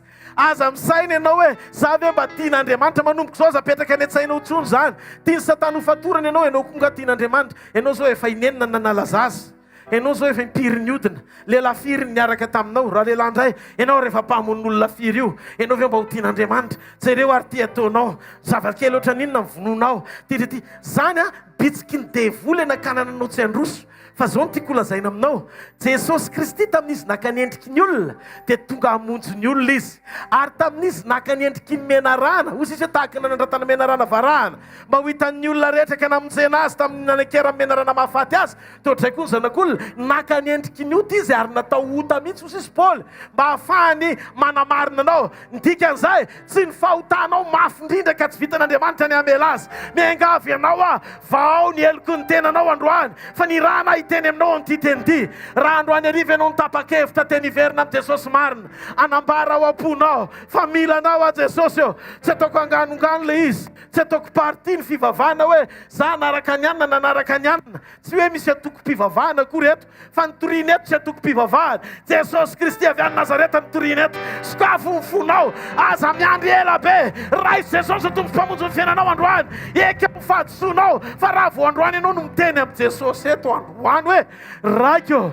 diso teo anatrehany lanitra sy teo anatrehanao aho mamindrafo amiko mamelany eloko dia zao ny zavatra ho ataon'Andriamanitra androany hiazakazaka notronanao ny rainao tsy hitanisany eloko ao izy fa tonga dia nangana sy amiananao adino sy tsy hitany daholo izay fahadisoanao tany amin'ny lasy fa tiany opportunité na tompontso ny ray mandeha omen'Andriamanitra anao raha izaho ianao a miazakazaka manantona an'Andriamanitra ny fonao manontolo andaontsika hitsangana amin'ny toerana misy atsika anangana nantanantsika any amin'ny lanitra andaontsika hiteny amin'Andriamanitra mivalitsika ty andro ty roviny ianao vao avy roviny ianao vao ody miandry ianao ny dadanao raha eto ianao androany arivo tena mangetaheta amin'ny fonao manontolo miandray an' Jesosy tompo sy mamonjy ny fiainanao manokana tiako ianao avy ety aloha ety manisa folo zahay dia makanesa ety aloha fa hivavaka ho anao zahay aza menatra raha tena mifonao ny anatonanao an' Jesosy ka n'olo tena ho azy na anetsena lavitra any ianao nanetrano any mangetaheta ny an'olo tena ho an'Andriamanitra makanesa ety aloha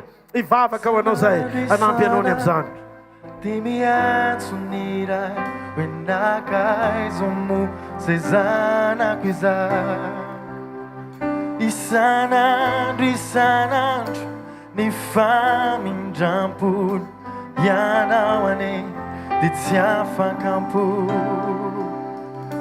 fa ianao no tsy nety hoe andao vetivety fizianenanao manafety tsy hoe tsy nalala tsy zanakadala fa niny ianao nivoaka ny vala fa ianao tena tiny tsy fony tsy ary zany aneny antony avy fa raha avy ny andro iverenanao malalaka ety aloha fa tongava fa miandry ianao Jesosy raha vinyanao vao raha vinyanao vombao raha vina fantomba fasasatramia miandry ny dadana raha vinyanao vao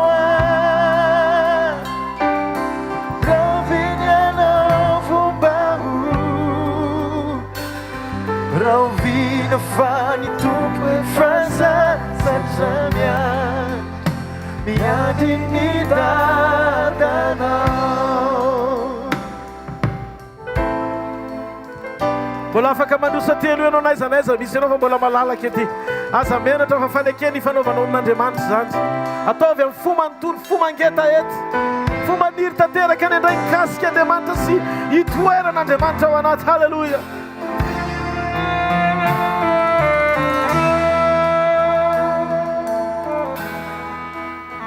Tena lefaniray lai tukaniray Jesosy anele izy atrizay tonga izy tady siamotsy ny very faramody anao tsy mandeha irery fa ianao milamino hoe Jesosy laino fizianeno lelany mino tena lefaniray lai tokaniray Jesosy anela izy atrizay tonga izy tady siamontsy ny very faramody anao tsy mandeha irery fa raha avy ny andro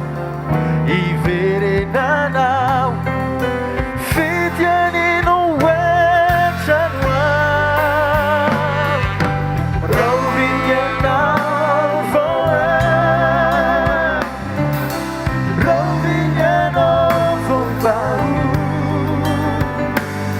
Rovina fanno dunque presenza mia, mia dignità da noi. Rovina now forever, rovina now for paura. Rovina fanno dunque presenza mia, mia dignità.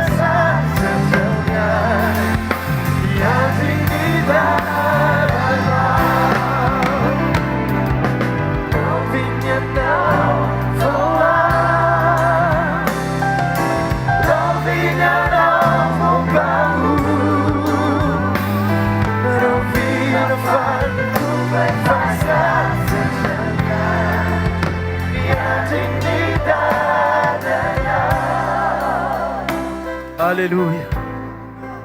Tia metraka fanontaniana aminareo atsangano tanareo akavanana fonareo manontolo ho an'izay tsy tratra ety fa na eny lavitra eny koa aza mangeta ety. Tia metraka fanontaniana aminareo amin'ny foko manontolo tena eny ao anatren'Andriamanitra satria eto ilay Andriamanitra telo izay iray. Andriamanitra iray Jesosy Kristy. Jesosy Kristy avy any Nazareta, ilay teo amin'ny hazo fijaliana, efa nitsangana tamin'ny maty ary mitoetra ao kavanany iray izy amin'izao fotoana izao. Ary ho avy izy ho eny amin'ny rahany lanitra pakatra ny fiangonana. Ary izy fieverenana koa tena hitsarana velona sy ny maty. Izy tompon'ny fanalahidy ny fiainana mandrakizay. Eto anatrehan'ny fanan'Andriamanitra izay mbola ety ambony tany no fotoam-pampakarana no anontaniako anareo izay manangan-tanana androany. Sitrakareo ve sy amin'ny fonareo manontolo ny anoloranareo ny fiainanareo sy ny fonareo ho an'ilay mpanjaka ny mpanjaka sy tompony tompo izay maty ho anareo. Jesosy Kristy avy any Nazareta no anarany. Raha sitraky ny fonareo dia teneno hoe sitraky ny fonay pastera. Rehefa sitraky ny fonareo tokoa no andray sino azy ao anatinareo dia andaontsika nokatra ny fontsika hiteny aminy. Ilaza aminy androany arivo. Tompo manenina izay ny amin'ny fahotanay avereny miaraka amiko izao vavaka izao. Jesosy manantona anao androany arivo. Mamindrafo amiko. Mamelany fahotako rehetra. Jesosy androany manantona anao, manaiky anao, raisiko anao ho tompoko, raisiko anao ho mpamonjiko manokana, midira ato am-poko, soraty ao am-bokony fiainana ny anarako, misaotra ny amin'ny ranao, izay nalatsaka ao, anadio ho afaka amin'ny fahotako rehetra. Manomboka androany Jesosy, anao ary anao mandrakizay. Misaotra Jesosy fa ty ianao. Raha resy lahatra ianao fa voavela eloka namindrana foa dia afa mafeo an'Andriamanitra. Halleluja. Halleluja. Tsika rehetra niditra ny tanantsika ty aloha. Raha misy olona any amin'izay toerana misy azy any mangeta ety ianao mikasika Andriamanitra. Andriamanitra raha tonga tety ambony tany izy dia hamonjy ny fanahinao aloha. Zay mahatonga ny salamo fahatelo amby zato milaza fa izay namela ny heloka rehetra ihany no anasitrana ny aretinao koa. Isaia mpaminany dia nilaza fa ny diakapoka izay ny aretany nandoava ny vidy ny fanasitranana. Ny fanasitranana tsy ao anatin'ny pastera be ositra fa vokatra avy amin'ny diakapoka ny retan'i Jesosy 4 arivo taona lasa teo amin'ny azo fijaliana. Noho izany no nihery ny anarany sy ny diakapoka izay niaretany no ety mifanamasina sy anolorana eo aminareo ny fanasitanana avy aminy androany. Fa ho an'izay mino azy ka nandray azy dia tonga zanak'Andriamanitra amin'ny alalan'ny fonona ny anarany. Izy ny Jesosy mpanjaka ny mpanjaka sy tompony tompo. Mety tsy hitantsika izy fa miaraka amintsika eto amin'ny elany no anaronany antsika androany ary amin'ny famindram-pony sy ny fahasoavany ny anovany antsika sy nanganany antsika ho zanany. Mino androany fa hiasa eo amin'ny fiainanao Andriamanitra ary hikasika anao manokana izy. Avofany amin'ny lanitra ny tanao dia mitenena amin'ny fanamasinao avika sy indray androany. Halleluja. Avy mameno tanterakay faety anao feno zavatra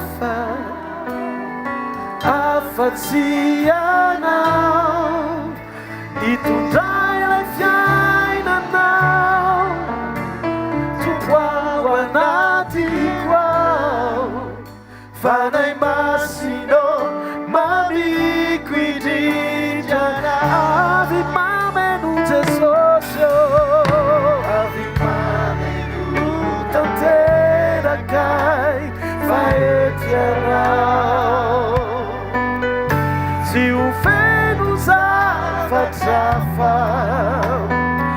afa-tsy anao hitondray ilay fiainanao tompo ao anatiko ao fanay masino mamiko indrindrana. Tena milanao tokoa ny fiainako tena milanao tontolo fiainako.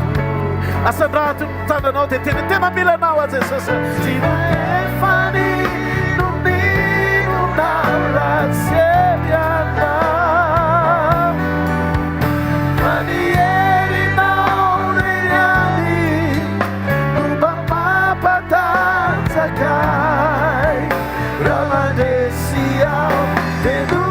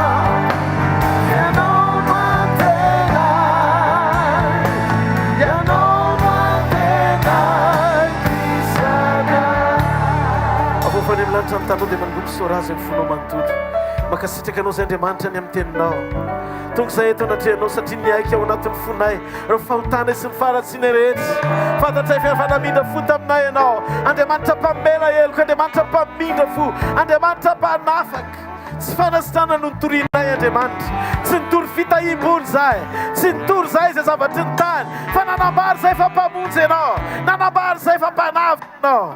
Ary voalaza baiboly fa ilay Andriamanitra manasitrana sy mamela ny eloka ihany eo amin'ny tontolo ara-panahy, izy koa no mikasika ny tenanay ao anatin'ny rofo sy ny aretina rehetra. Satria maniry ianao mba ho tahina sy ambinina amin'ny zavatra rehetra zahay, tahaka izay nambinina amin'ny fiainam-panahynay ihany koa. Tahiteny aminareo apetra amin'ny faritra marary ny tananareo. Raha tsy mahita ny masonao, raha marenina ny sofinao, raha misy zavatra tsy miova Jesosy, tsy miova ny hery ny filazantsara, tsy finoan'olombelona zany fa fahamarinana ara-baiboly zany. Amin'izao minitra sy sekondy zao Andriamanitra, inoko fa hikasika ny fiainanao izy androany, manambara amin'ny anara maherin' Jesosy Kristy avy any Nazarety, amin'ny anara maherin' Jesosy Kristy avy any Nazarety, ambarako sy tononoko ny fanasitranana ny maso sy mahita rehetra. Aoka hisokatra ny masonao dia mahita amin'ny anara maherin' Jesosy Kristy velona masina manan-kery avy any Nazarety. Tononoko amin'ny anaran' Jesosy, ninninona tontolo pahafatesana tsy mandeha rehetra, mety tanana maty, vatana tsy misy komandy, ninninona fahalemena rehetra any amin'ny tongotra, ambarako sy tononoko amin'ny anaran' Jesosy Kristy avy any Nazarety, aoka ho velona amin'ny anaran' Jesosy. Iso ny fampandrenesana sofina vaovao avy amin'Andriamanitra. Mahita anjely be dia be ahiran'Andriamanitra eto amin'ity toerana ity, anolo ny sofina marenina rehetra handendray amin'ny anaran' Jesosy. Raiso ny fandrenesana avy any ambony amin'ny anara maherin' Jesosy avy any Nazarety. Tononoko eo amin'ny fiainana izay rehetra misy fivitosana, aoka anjavony zany fivitosana zany. Fa raha ny tena Andriamanitra tamin'ny menarana hoe manomboka androany ny kibonao ny andehananao, dia zao ny zavatra nitranga, nanana tongotra ohatry ny mili-paty ny menarana, fa vao ny tena Andriamanitra hoe kibo amin'izay ny andehanana, nanjavona daholo ny tongony rehetrarehetra. Noho izany Andriamanitra spesialista amin'ny fampanjavonana fivitosana. Androany afaka izany amin'ny anaran' Jesosy, atao hoe amen. Niza marary tongotra, maso, tanana, tova-pananana, ny any anatinao any, ny any an-damosinao any, raiso amin'izao fotoana izao, atao hoe raisiko amin'ny anaran' Jesosy. Atao hoe ampinoana tsara, raisiko amin'ny anaran' Jesosy. Fofany amin'ny lanitra amin'izay taminao dia misora azy, manana fiadanana, aza mandeha amin'ilay fahatsapana tsony. Jereo fa manao zavatra Andriamanitra, eo amin'izay dia nomboka horenao ra-pahatsapana, ny fanofan'Andriamanitra ny zavatra rehetra, ao amin'ny sitrapon'Andriamanitra tanteraka amin'izay. Mingavo mpiatakitra rehetra manomboka miomana kely amin'izay hijery marary rehetra izay nafan'Andriamanitra. Atao ohatrany tsara ny tananao dia ho fofainy amin'ny lanitra, misora azy, sokafo ny vavanao, sotra Jesosy nanasitranay ianao, namela ny eloka ianao, avereno afaka amin'ny anaran' Jesosy. Amen. Atsangany ny tanan'ny olona izay nisitran'Andriamanitra atao ohatrany tsara. Renao mihitsy hoe nisitraniny ianao, tena afaka. Atao ohatr'izao hoe, dia atao ohatr'izao tsara hoe raha ohatra ka tena afaka ianao, tena renao mihitsy hoe afaka. Atsangany ny tanan'ny maso fotsiny, hoe maso tsy nahita na maso tsy nahita tsara fa nampahirantin'Andriamanitra atao ohatr'izao ny tananao. Izay maso fotsiny, ataovy ambony tsara, maso nampahirantin'Andriamanitra, ataovy ambony hoe maso mitokana ato kely maso fotsiny, maso ametra tanana aminareo rehefa avy eo an'ilay maso efa sitrany, le maso efa afaka confirmena kely. Ary ny sofina tsy nandre fa nandre androany, nentin'olona na nitondra teny na ilana na anankiroa ataovy ohatr'izao ny tanan'izay sofina fotsiny, sofina ataovy ambony tsara, sofina afaka ataovy ambony hoe narenina ianao tonga teto dia nandre, makanesy eto ambadika eto koa, ametraha tanana kely firmena mba ho afaka. Ny ankoatran'izay hoe tsangano ny tanan'izay nafan'Andriamanitra rehetra tamin'ny aretina fivitosana karazan-javatra hafa rehetra, ankoatry ny sofina sy ny maso na ny tongotra. Halleluja. Nao arivany andro raha metra tanana daholo nareo, fa aleo atao WC fotsiny ary vetivety. Mangataka an'izao zay fitafy tonga dia hiditra avy hatrany ao anatin'ny any mandra-pahatonga fandraisana ny témoignage vetivety. Matteo tao Calvary, manompo ny masoko. manopy ny masoko ante mazoto toerantsika eto aloha zavaty mazoto toerantsika zay rehetra tokony confirmena dia mahakatsy amin'ny sisiny aty fotsiny zay rehetra nikasian'Andriamanitra tao anatin'ny fotoana dia mahakatsy amin'ny sisiny aty izy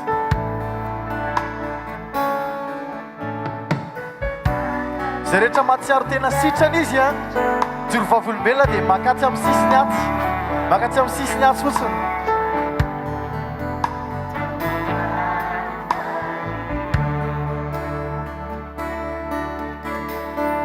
inirana winny lay niaretanao ilay azo fijaliny dia mafitaminao fa ianao ireny ianao no navity za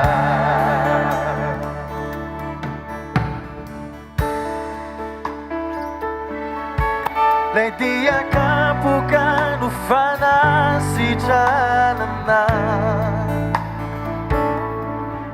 ny rano latsaka famelana iloka ianao lay vato izay no laviny olona ny fatonga fezo zanakotro n'Andriamanitra inirana winny lay niaretanao ilay azo fijaliny dia mafitaminao fa ianao ireny ianao no navity za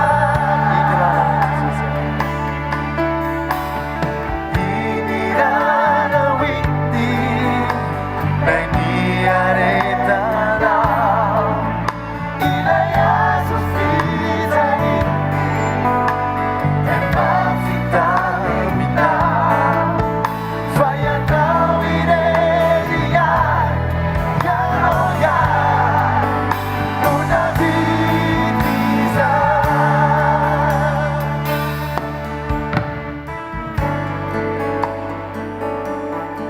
indrikany be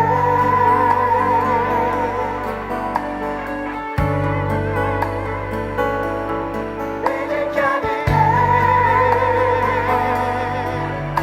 ola ianao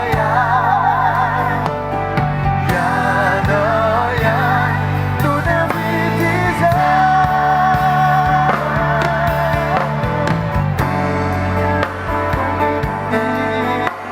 lay niaretanao ilay azo fijaliny dia mafitaminao fa ianao ireny ianao no navity za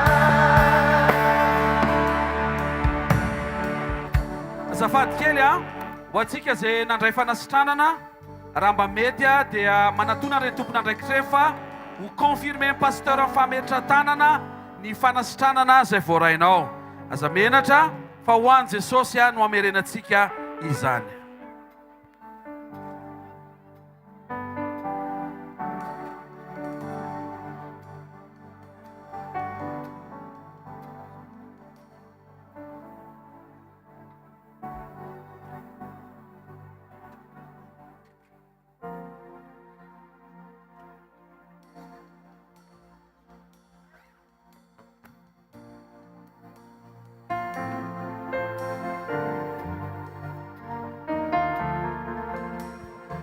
Alléluia.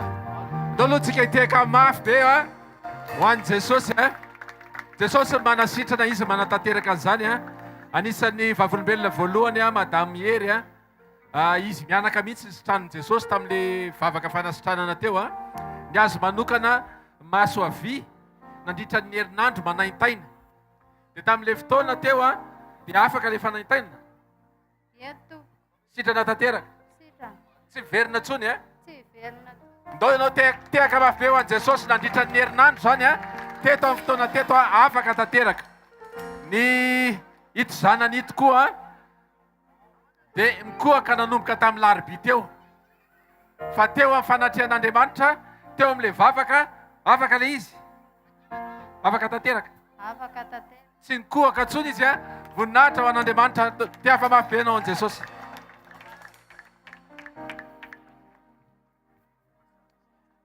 Fijoroana vavolombelona manaraka.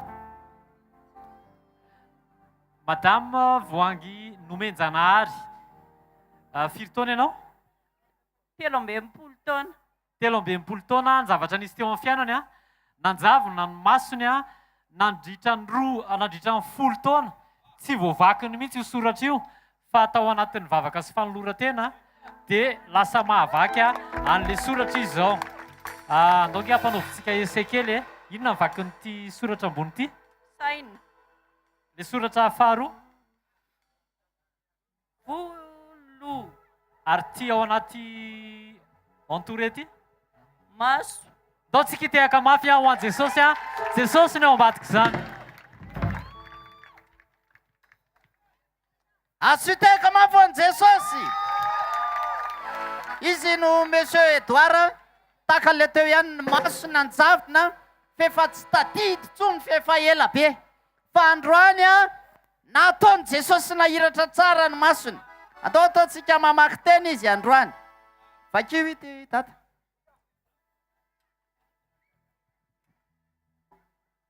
Ipandray an-tsoratra.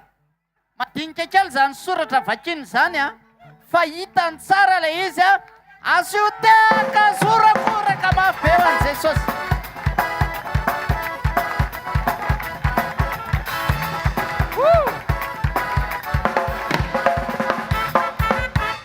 Madame Nivo voninahitry ny tompo maso anankiroa nandritra ny heritaona angarangidiny maso anankiroa ohatrany hoe misy vato kely rehefa mijery izy manelingelina be azy le izy dia tahakany hoe misy vato kely tao anatin'izay ihany koa mandritry ny heritaona dia marary an-doha foana izy. Teto nefa teto amin'ny fanatrehan'Andriamanitra rehefa vita le vavaka niala tanteraka le vato kely tsy sitanao ntsony afaka ny aretina an-doha. Tiaka mafy be tsika ho an' Jesosy. Alleluia! Fijoroana vavolombelona manaraka. Tantely. Ao azy. Tantely. Narary nify nandritra ny herinandro. Dia nanao an'izy zao? Sitrana to. Sitrana iza nanasitrana? Jesosy. Jesosy nanasitrana. Ndao io rakoraka ho an' Jesosy e.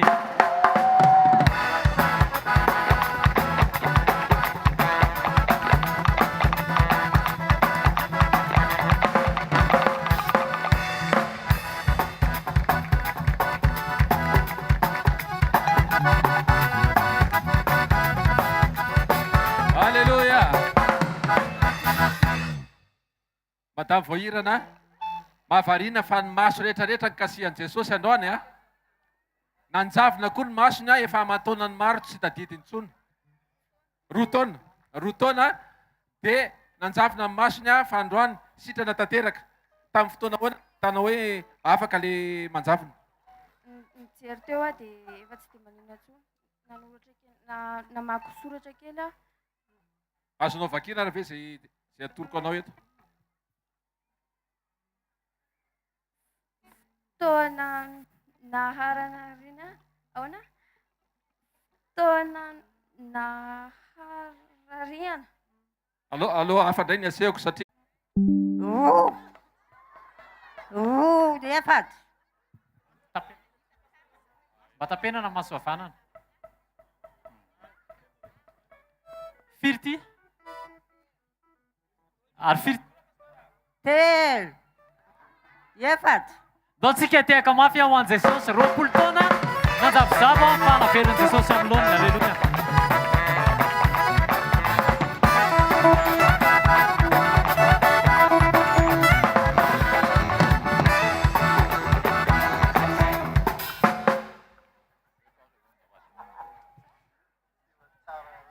Ramatou Landry nandritry ny 13 taona hono nangiry firy io masony io ary tsy nitsahatra ny nangiry firy mihitsy nandritry ny 13 taona. Manao na le masonao zao? tamin'izy mbola nianatra, mbola mangiry firy ve le masonao zao? Antony angiry firy tsony. Iza ny nanasitrany? Ny Jesosy ny nanasitrany. Ary tao amin'le nangiry firy ve afaka anao makiteny ihany nefany? Afaka fa sahirakirana vao vaky le izy. Ary zao manao any? Sy tsy mare mangiry firy tsony. Fa mahavaky torosoratra tsara. Ento. Ataontsika ny esiary a? Loha. Saina. Alleluia. Tiaka mahabetsiky ho an'i Jesosy.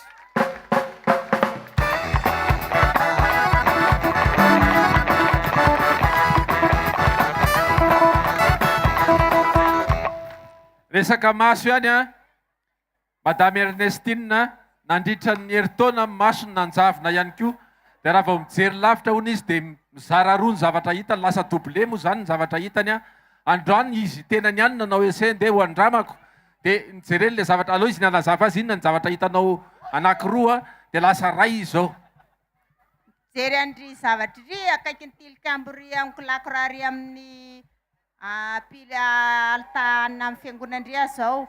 Dia anankiray zao io ny hitako nefa sady hitako mazava be tsara izy nefa io raha mijery an'io dia mizara roa sady manjavozavona kely io. Zao izy tena mazava tsara. Ie, zao izy zao hitako be mihitsy hoe ireo izy anankiroa mazava ambony ambany. Alleluia, miteny afamafy an'i Jesosy.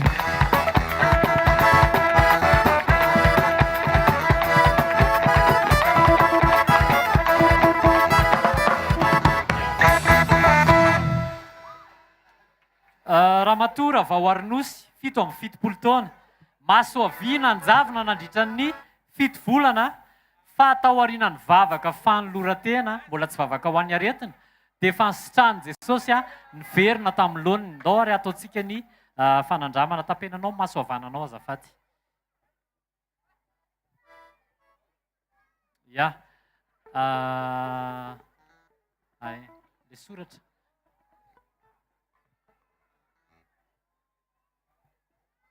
Saina. Hatoka.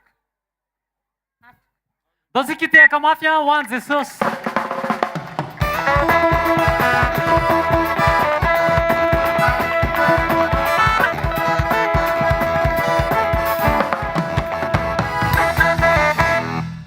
Madame Marta, maso avanana tsy nahita soratra nandritra ny heritaona. Raha soratra madinika io zao mahavita mamaky teny, alleloia. Ao vakinao ty.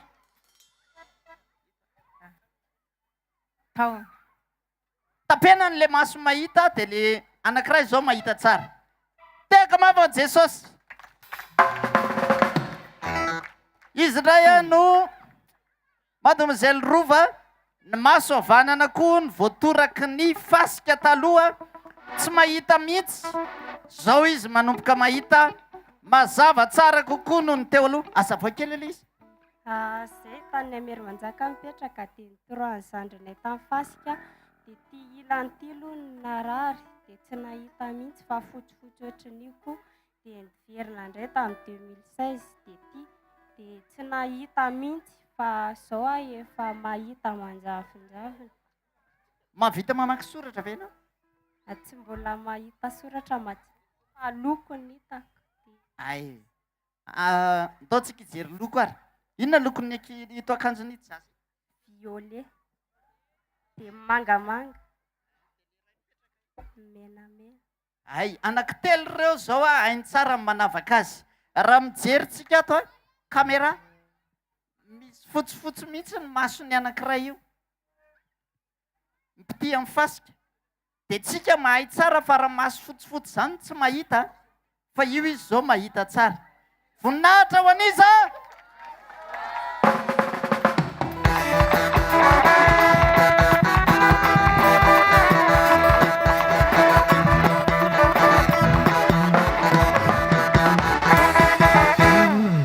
Mademoiselle nantenaina tamin'ny maraina izy avy nanao baolina hono izy dia marary mifehiny anankiroa iny ary tonga teto izy mbola nandringy. Misy vehivavy mpanao baolina eto Arivonimamo. Fa fehiny io narary tamin'ny maraina dia nandringy izy. Fa zao teo amin'le vavaka fanasitranana afaka le izy afaka mihetsiketsika tsara. Ataovy le fihetsiketsehana ary aloha. Alleluia, tsy afaka nanao an'izany ianao tamin'ny maraina. Tiava mafy an' Jesosy.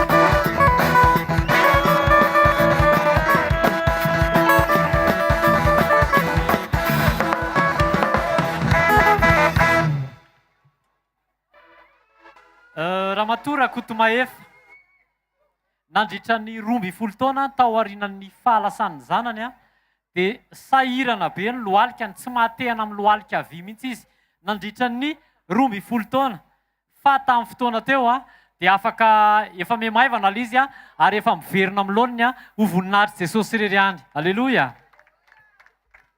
Ndao tsika tehaka mafy a ho an'i Jesosy.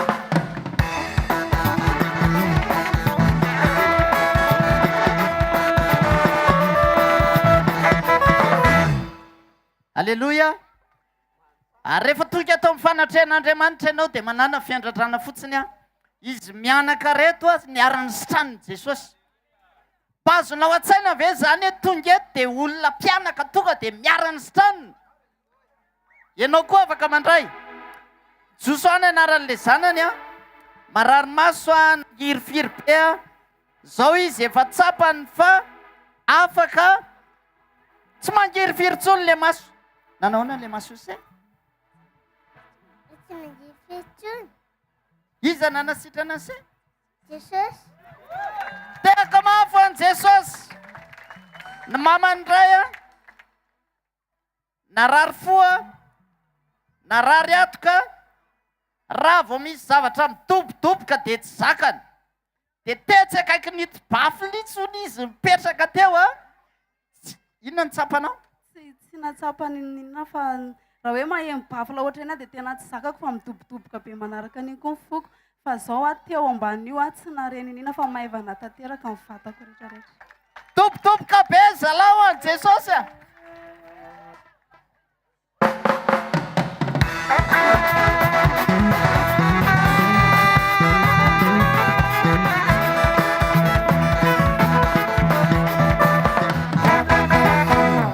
Madame Hélène, nanako-tsako be ny vatana rehetra hatramin'ny maso.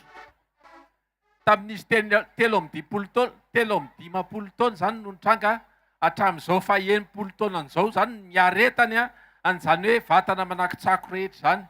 Androany a tao anatin'ilay vavaka fanasitranana nataon'ny pasteur teo a ny sida daholo zany rehetrarehetra zany a afaka tanteraka. Tiafa mafy be anao an' Jesosy a izy manasitrany.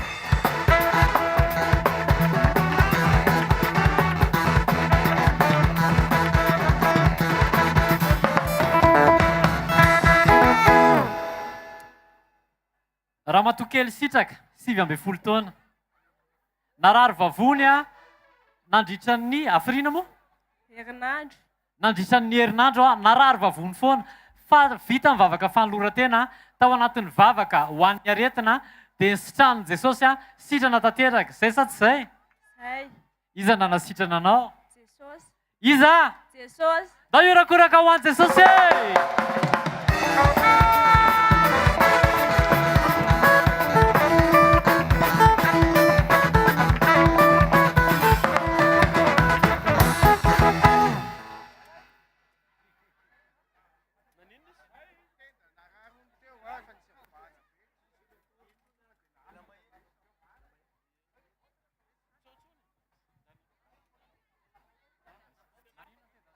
Awar.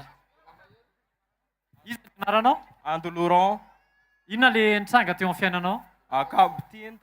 Ahoana le fitranga narary nanindro na nivonto? Mivoto izy dia rehefa miaina dia ohatrany hoe mibahana amin'ny fomba fiainako izany izy. Efa ela. Mety tsy haiko, mety efa ela ihany izy fa tamin'izay hatramin'izay mbola kely dia mibahana ny tendako foana izy. Fa any a natsapa hoe nialy izy. Ary teto ny atsapako anazy hoe mivoto izy indraindray. Dia nefa zao za mitsapa anazy tsy hitako tsy tseniko tsony izy. Jesosy. Jesosy olo nanasitra anazy e! Alleluia!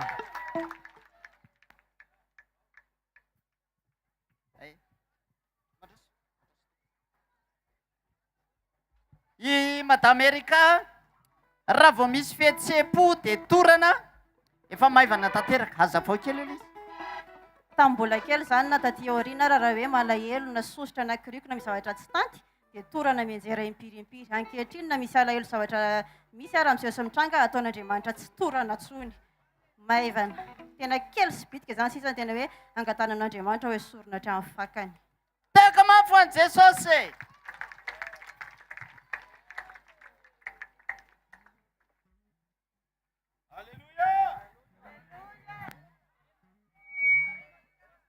Velona Jesosy! Izany mahery!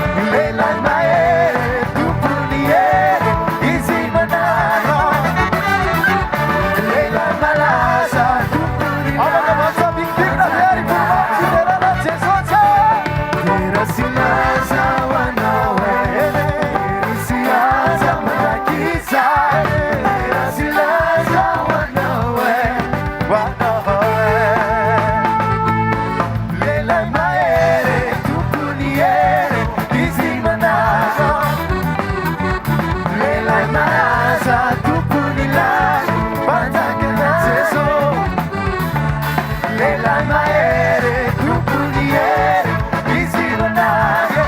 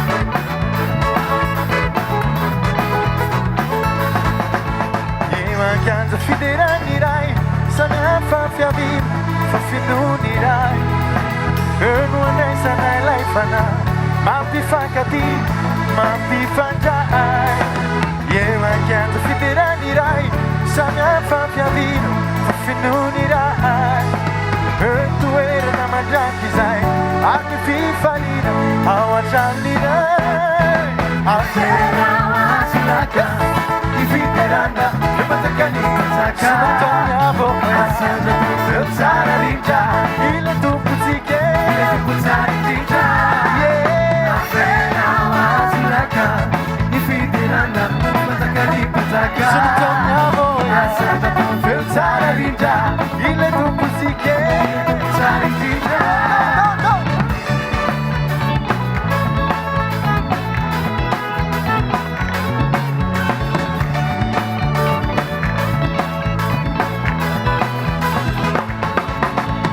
eo ankiando fiterany iray rehefa totiso ao andanitrao eo toerana mandraky izay amy fifaliana ao an-tranon'iray eo ankiando fiterany samihafa fiavina fa finoan'iray eo toerana mandraky izay amy fifaliana ao an-tranon'iray apela asolaka ny fiterana epatakany patsaka sanataonyavo asana feo tsara rindra ilay tompotsika tsara indrindra afena asolaka ny fiterana epatakany patsaka sanataonyavo asana feo tsara rindra ilay tompotsika tsara indrindra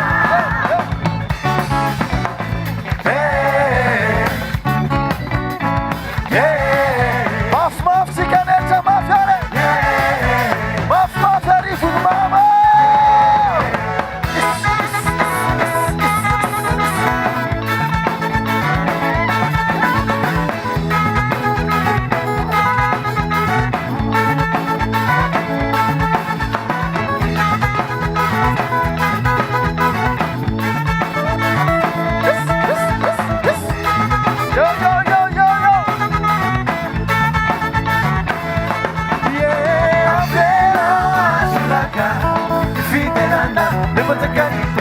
sanataonyavo feo tsara rindra ilay tompotsika tsara indrindra afena asolaka ny fiterana epatakany patsaka sanataonyavo feo tsara rindra ilay tompotsika tsara indrindra jesosy anao ny lapa ny fiterana epatakany patsaka asanatao feo tsara rindra tompotsika tsara indrindra jesosy anao ny lapa ny fiterana epatakany patsaka sanataonyavo feo tsara rindra ilay tompotsika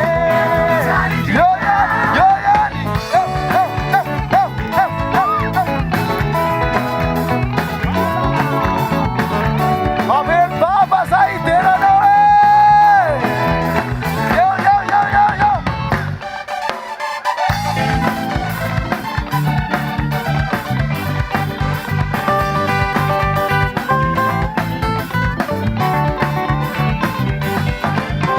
Eo fiterana no avy manatitra izay fanatitra fankasitrana eo anivony fiterana no anoloranay fonay feno fisaorana eo anivony fiterana no avy manatitra izay fanatitra fankasitrana eo anivony fiterana no anoloranay fonay feno fisaorana Babe, salviterano, babe salviterano, babe salviterano, babe salviterano, salviterano, babe salviterano, babe salviterano, babe salviterano.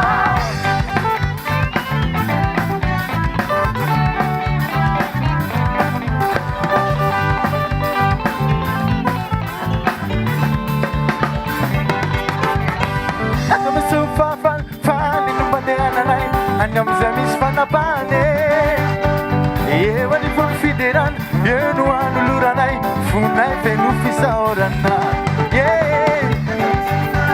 vanilombandehananay any amizay misy fanapane eo anivony fiderana eodritrantina misy ere misy vaivana baba ame sawiderano ame sawiderano ame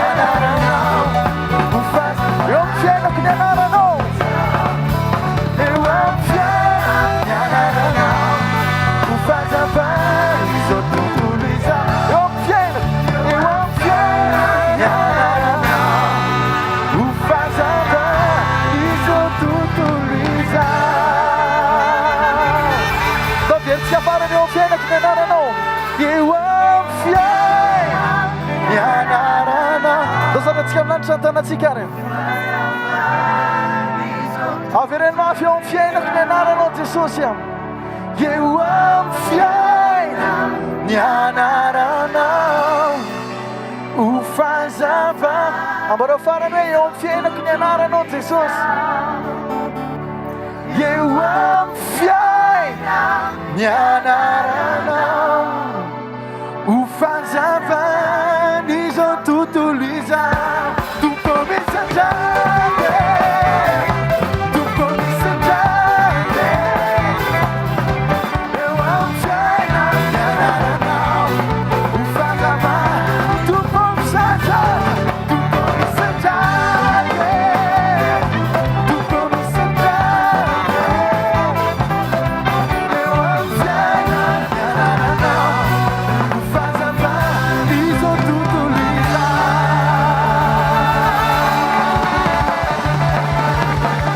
any amina vidina Jesosy avereno any amina vidina Jesosy Ary.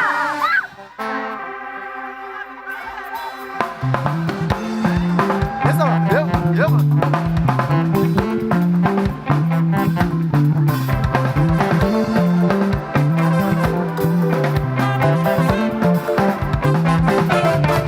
Wanilai nipetraka ambony niseza fianianana nitany no fitoeran-tongony nilany trandrianane wanilai nipetraka ambony niseza fianianana nitany no fitoeran-tongony nilany trandrianana Vanyam Yavini, Anyam Yavini, Vanyam Yavini, Anyam Yavini, Vanyam Yavini, Anyam Yavini, Anyam Yavini, Anyam Yavini, Chiusa perché deraina, deraina, deraina, deraina, deraina,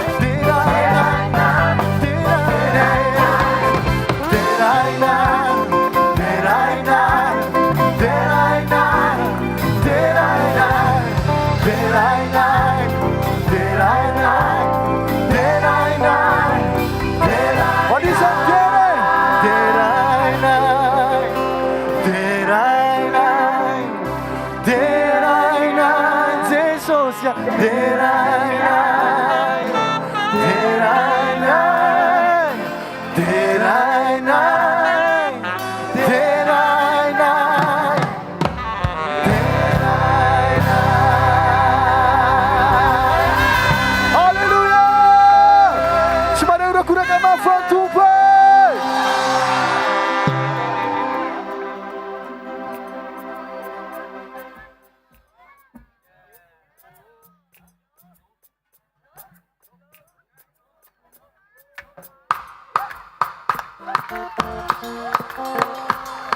Izantian Jesosy Izantian Jesosy Averan Jesosy Tomaf Jesosy Salove aminay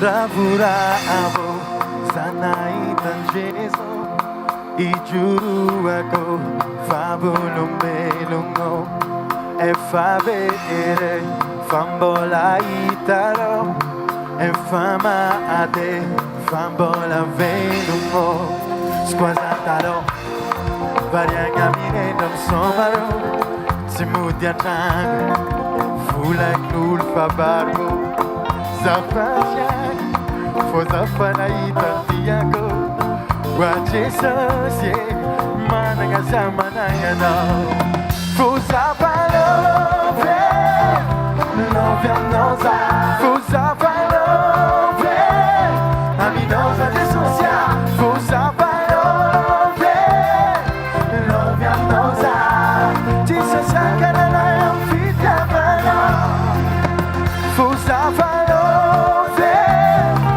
Lovia noza Fuzapalove Aminosa desosia Fuzapalove Lovia noza Jesus sakarana amfitavano Zofani uva Favitanitala E fa panduve Ile viene a bovo Zofani ova Io pan fo e fanave Fo panduve Ieri di fienga na wabe Faza fiera Mananga zamananga no Ma tu valere Di rivelazioni destino Ci puedo Fuera amare tanta nego Wa Jesus I don't know what they did Fuzafa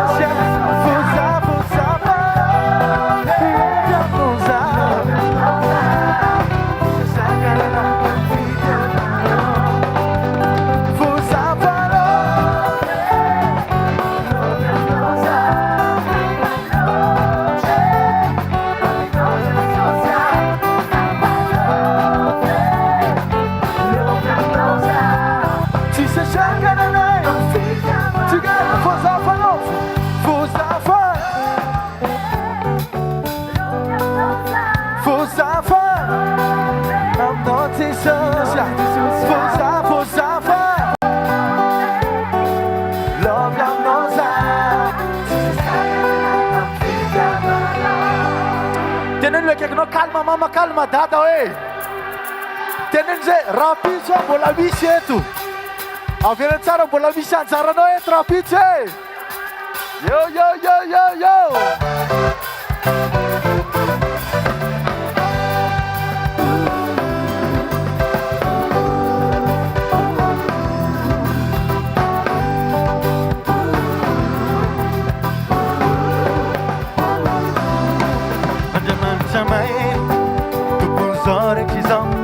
Izy maheramarary mifahinana Andriamanitra mahery tsisy tsy haina tao assurena avenirany fiainanao alidiny sy asany tanane ny zanany io tsy maintsotronyne ny asany sy mamfamoronane ny herine ny asa mifanotronane Andriamanitra mahery Andriamanitra mahery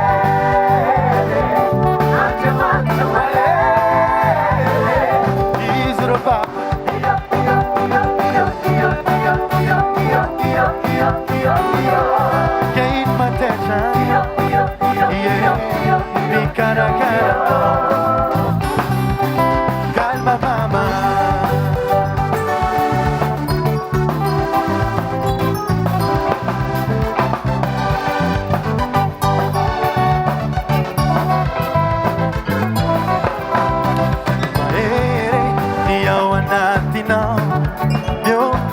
Zay eo am'izao tontolo izao tsy vitan'olona fa vitan'Andriamanitra tsy hain'olombelona fa vitan-Drahary adidiny sy asany tanany ny zanany io tsy maintsotronyne ny asany sy eo amin'ny famoronany ny herine ny asa mifanotronany Andriamanitra mahery Andriamanitra mahery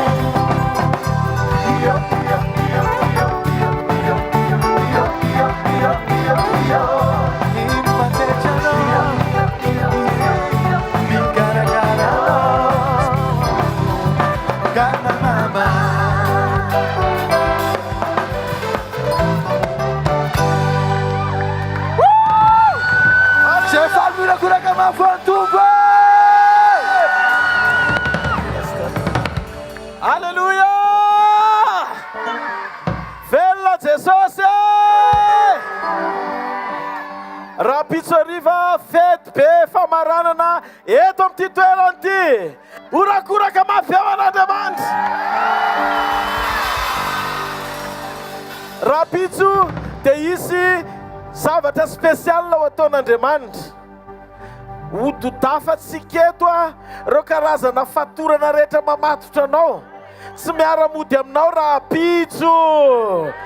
Zay resy lahatra amin'izany orakoraka mafevan'Andriamanitra. Miteny Andriamanitra fa rapitso izy fametrahan-tanana manokana ho an'ny marary rehetra zay tonga eto orakoraka mafevan'Andriamanitra. Alleluia. Rapitsika amin'ny famaranana fiderana mbola tsy hitanao za mbola tsy natrenao hatramin'izay fa ho ataontsika ohatrany tsy misy ty toerany ty a iorakorakintsika aditsika ravavavanamantsika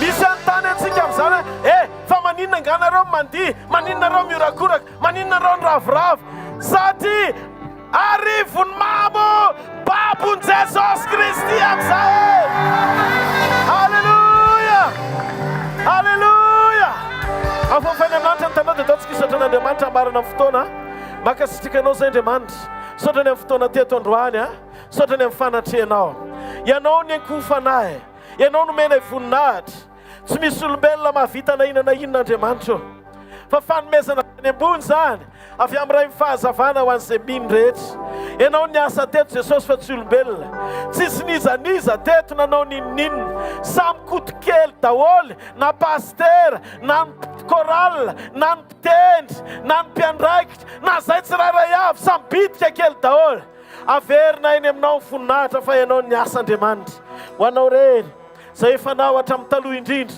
anao ankehitriny ary ianao mandrakizay saotra tehirizo ny olona rehetra zay nanolo tena Jesosy tehirizo tsy verina amin'ny ratsy fanao ntsony ny olona aoka izy bitsika ho ampon'ny olona atsapa ny asaribidiny fisiny dia aoka ny tsirairay avy hitodika asy anome lanjany azo fijaliana lay nanononanao ny ainao ka ho lay jiolahy zay Jesosy taklay jiolahy ny teny hoe mba tsarovo zay rehefa tonga eo amin'ny fanjakanao nao mino zay fa ato anatinay mifanjakanao satria efa nandray an Jesosy zay ary raha ohatsy zay ary ato amin'ity toerana ity ho any amin'ny toerana misy anay tsirairay avy zavatra anankiray ny tadidinay eo am-ponay tsirairay avy koa ianao Jesosy ao anatinay izay nateraka indray ny fiainanay miova tsy mitovy amin'ny teo aloha intsony hitondra afo ao tokantranonay anambara amin'ny fahatsaranao mandrakizay voninahitra ny ao anao rery lay mitoetra eo amin'ny seza fiandrianana mandrakizay mpanjaka ny mpanjaka sy tompony tompo Halleluja hitanareo ane Jehova ka iaro anareo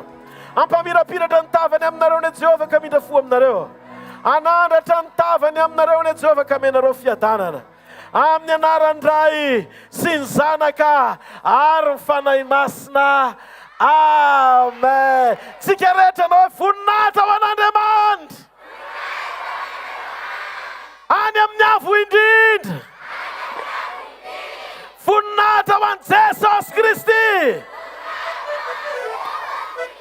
ho azy rery mandrakizay hitenitsika hoe misaotra fa namasinao Halleluja asa dino fotoanatsika rapitso amin'ny rastiso orakoraka mapana Andriamanitra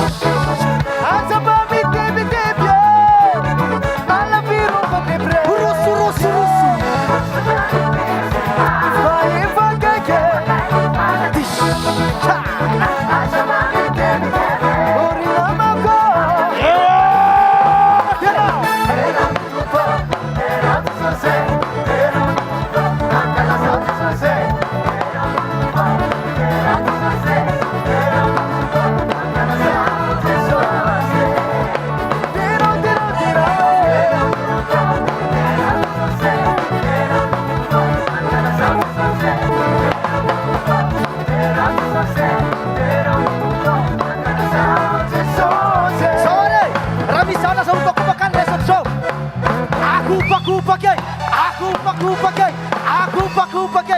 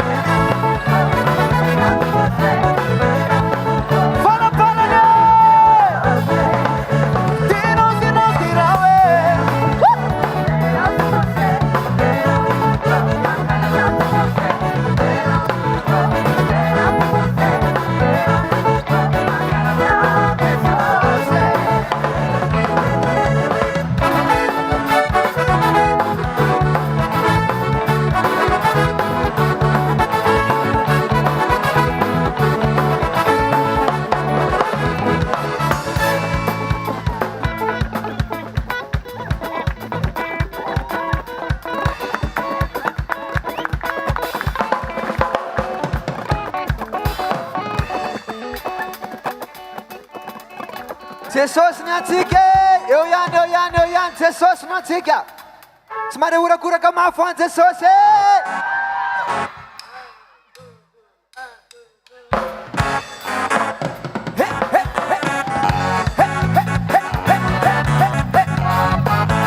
Asika hoe anampy Jesosy anampy hoe yo anampy Jesosy anampy Jesosy anampy hoe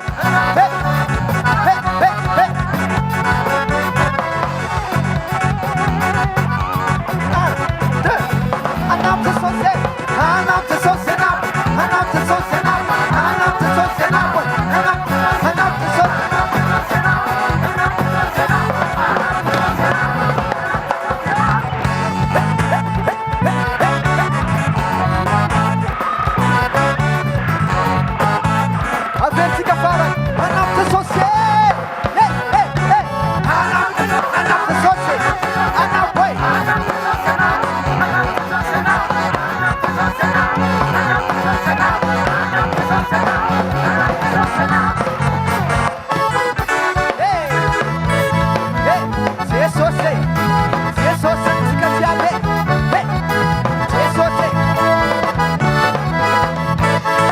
Jesosy io zama tsy mba manavaka tsisy sosina tetelisana zana manova paradisa Jesosy io zama tsy azo fazofazena zay afafy olo nojenjainy somary orakoraka ho an Jesosy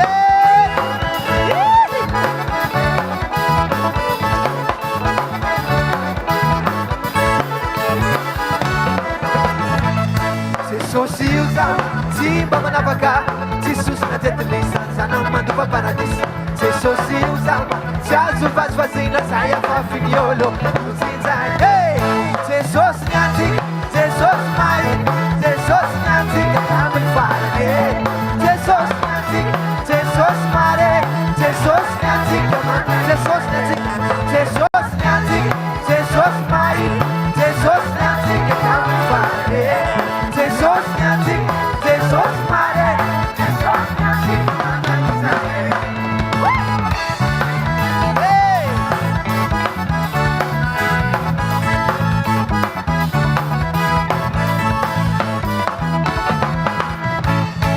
Jesosy io zama tsy mifidy tavan'olo hanoko décidé izy toujours pare Jesosy io zama tsy azo fazofazena zay afafiny olo nojenjay orakorake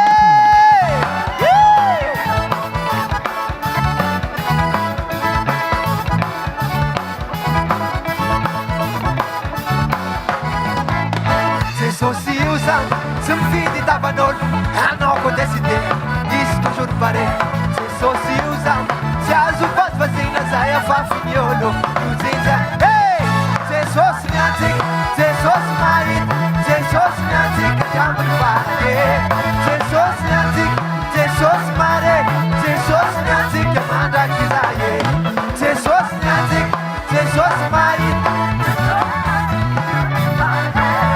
Jesosy niantsika Jesosy mare Jesosy niantsika mandraky izay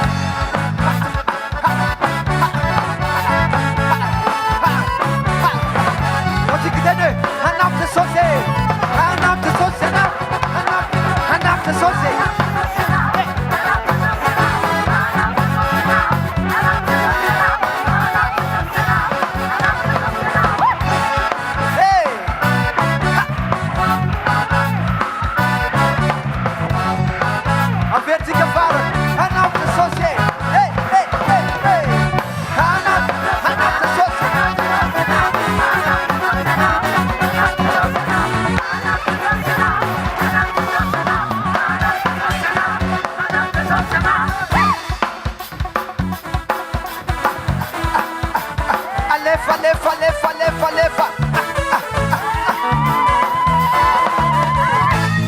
Jesosy niantsika Jesosy mahita Jesosy niantsika amin'ny farany